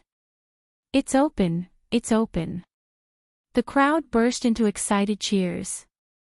The divine ruin realm had finally opened, and everyone's eyes were burning with excitement. Outside the cave were thousands of golden-robed men, each of them looking around vigilantly, keeping the hundreds of thousands of people away from the cave entrance. The stone mountain was also filled with thousands of golden-robed men, watching below. The external affairs commander of the Immortal Palace, Wu Xiong, stood behind the thousands of golden-robed men, quietly standing beside the cave entrance with his hands behind his back. His cold gaze swept over the hundreds of thousands of people from the various sects and chambers of commerce. He was the commander who had helped Mu Tianjiao out of trouble before. At this moment, the hundreds of thousands of people all stared at the side of the mountain. They saw a team of 100 golden-robed men walking neatly from the side. They lined up in front of Wu Xiong and knelt on one knee, saying, "Greetings, Commander." Wu Xiong nodded slightly and said indifferently, "Let's begin." The 100 people all stood up. The leader waved his hand at them and signaled for them to set off. He took the lead and flew into the swirling white light in the cave. The others also followed him without hesitation. Then, a person walked out from behind Wu Xiong and waved his arm forward. The thousands of golden-robed men immediately changed their formation, forming of one group of 100, of each group of 100, and immediately separated dozens of paths. The hundreds of thousands of people gathered outside immediately surged and slowly moved forward. The immortal of the hundreds of thousands of people had of the rules, of. For a time, people from the various sects and merchant guilds could be seen passing through the golden-robed guards and rushing into the cave. As for the situation behind the cave, no one knew. However, everyone could imagine how cruel the bloody competition was, because every time the divine ruin realm opened, out of the hundreds of thousands of people who entered, less than 100,000 would return. Some sects and chambers of commerce would send 30 disciples in, but only 1 or 2 would come back alive. Some unlucky ones might not even make it back alive. That would be a huge loss. But those disciples who could come back alive and make great contributions to the sect would not have to worry about living for the rest of their lives. Then again, if there was a heavy reward, there would definitely be brave men. If there was no heavy reward, who would risk their lives? After more than half a day, the hundreds of thousands of people had finally entered. Instead, tens of thousands of elders from various sects had gathered in the sky. They were all nervously staring at the scene below. They would be waiting here for a month, and their respective stalls would be their lodgings. 1 month later, whether the sect would be happy or sad would depend on whether their disciples lived up to expectations. Those who lived up to expectations would be able to display many rare items in their own stalls to sell, while the unlucky ones would either have to spend money to buy things or pack up and leave. The Four Links Chamber of Commerce was the last to arrive. When the people from the various sects and chambers of commerce had all left, they walked up to the golden-robed guards for inspection. Many people in the sky felt strange looking at this group of people. There were only 31 people in total, and 2 of them clearly had cultivation that exceeded the limit, while the last one's cultivation couldn't be seen through. Excluding these 3 people, there were only 28 people participating. For this kind of thing, everyone hoped that the more people that went in, the better it would be. Perhaps the extra person that came out would be able to collect precious items worth hundreds of millions or even hundreds of billions of divine-grade spirit stones. At the very least, the more people that went in, the more likely there would be one more person that would come back alive, and at least bring something out. No one had ever seen such a situation before, and they couldn't figure out what the Four Links Chamber of Commerce was up to. Some people who had dealings with the Four Links Chamber of Commerce knew the predicament they were in, shaking their heads and sighing. As for Chief Fengxing, who had a deep understanding of the Four Links Chamber of Commerce, he was sneering at the side. Wanling and the three elders exchanged a glance, noticing that Yu Qianqiu was standing at the end of the group, walking at the back of the group in a well-behaved manner. However, his head kept darting left and right, as if he was curious about everything. It was not easy for someone like him to be able to stand at the end of a group of several 100,000 people. Being the only one among several 100,000 people was quite eye-catching. However, the most eye-catching thing was yet to come. Two golden-robed guards suddenly raised their hands and shouted, "Stop right there. You're not allowed to go in," cutting off Yu Qianqiu's little tail from the outside. Everyone's gazes were fixed on him. Yu Qianqiu was isolated outside, dumbfounded as he looked around. Facing the group of golden-robed guards that were glaring at him like tigers watching their prey, he swallowed hard and said, "Why, if they can go in, why can't I go in?" One of the golden-robed guards snorted coldly, "There's no why. Leave now." Mu Bing hurried over with Nan Tianlong, bowing and explaining, "You may have misunderstood. His cultivation is only at the soul formation stage. He's only like this because he took an immortal pill that conceals his cultivation. That's your business. There's no need to explain it to me." The golden-robed guard shouted, "Leave now, or you'll be killed." Mu Bing couldn't hold back after hearing such harsh words. Mu Tianjiao, who had already passed the inspection, quickly ran back. She bowed to the golden-robed guard and begged, "Big brother, please do me a favor. He really is only at the soul formation stage. You can check him." Commander Wu Xiong, who was standing at the entrance of the cave, had no interest in this kind of thing. His subordinates naturally had their reasons for doing this, but when his gaze landed on Mu Tianjiao, he paused slightly. In a flash, he teleported to their side and asked indifferently, "What's going on?" After the group of people bowed, both sides explained the reason. Wu Xiong glanced at the small group of people and was somewhat curious. He stared at Mu Tianjiao and asked, "Why are there fewer people?" Mu Tianjiao immediately bowed and said, "Reporting to Commander, our Chamber of Commerce is in a difficult time. We really can't gather enough people. Other than my daughter, they were all recruited by our Chamber of Commerce. We're already very lucky to be able to recruit so many people." Wu Xiong had been in the celestial world for so many years, so of course he knew about ups and downs. He could roughly guess what was going on. He asked indifferently, "You want to enter the Divine Ruin Realm yourself?" "Yes." Mu Tianjiao replied respectfully. "We really don't have enough people." Wu Xiong didn't ask any more questions. He made an exception and put his hand on Yu Qianqiu's shoulder. He discovered that Yu Qianqiu's body was indeed filled with white true essence, not golden celestial essence. He didn't say the result himself. He said indifferently to the two guards, "Check his cultivation." "Yes." The two guards responded and immediately put a hand on Yu Qianqiu's shoulder. Then they withdrew their hands and replied, "Late-stage soul formation cultivation." Wu Xiong nodded and said, "Late-stage soul formation cultivation entering the Divine Ruin Realm isn't against the rules, right?" One of them immediately reported, "Since it's been confirmed, it's not against the rules." Without another word, Wu Xiong waved his hand and said, "Let them pass." At the same time, he disappeared in a flash, not even giving Mu Tianjiao and the others a chance to thank him.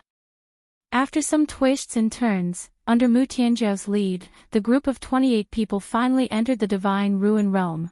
Wanling and the three elders looked at each other speechlessly after witnessing this scene.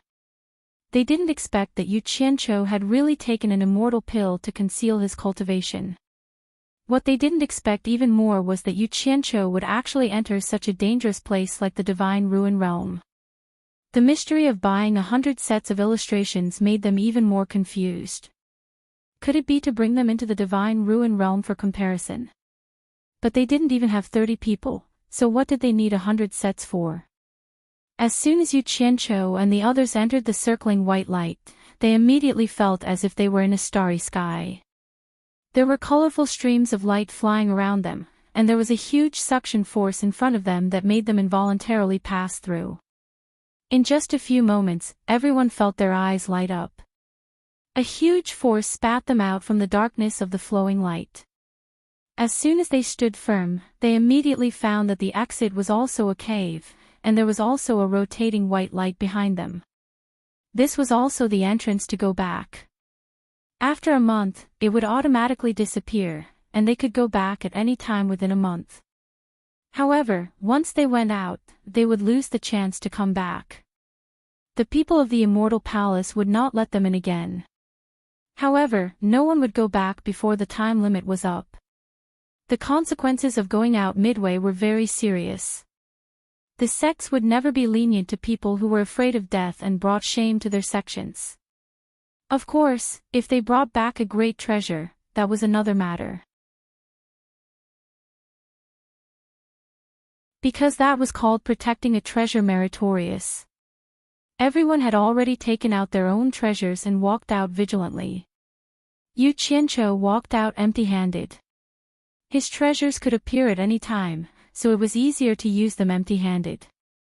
As soon as everyone walked out of the cave, they were immediately shocked. What they saw was a bloody scene of corpses strewn all over the ground. You're tuning into the LoveLore Library YouTube channel. We're so grateful for your support, and don't forget to subscribe to join us on this incredible journey through captivating stories.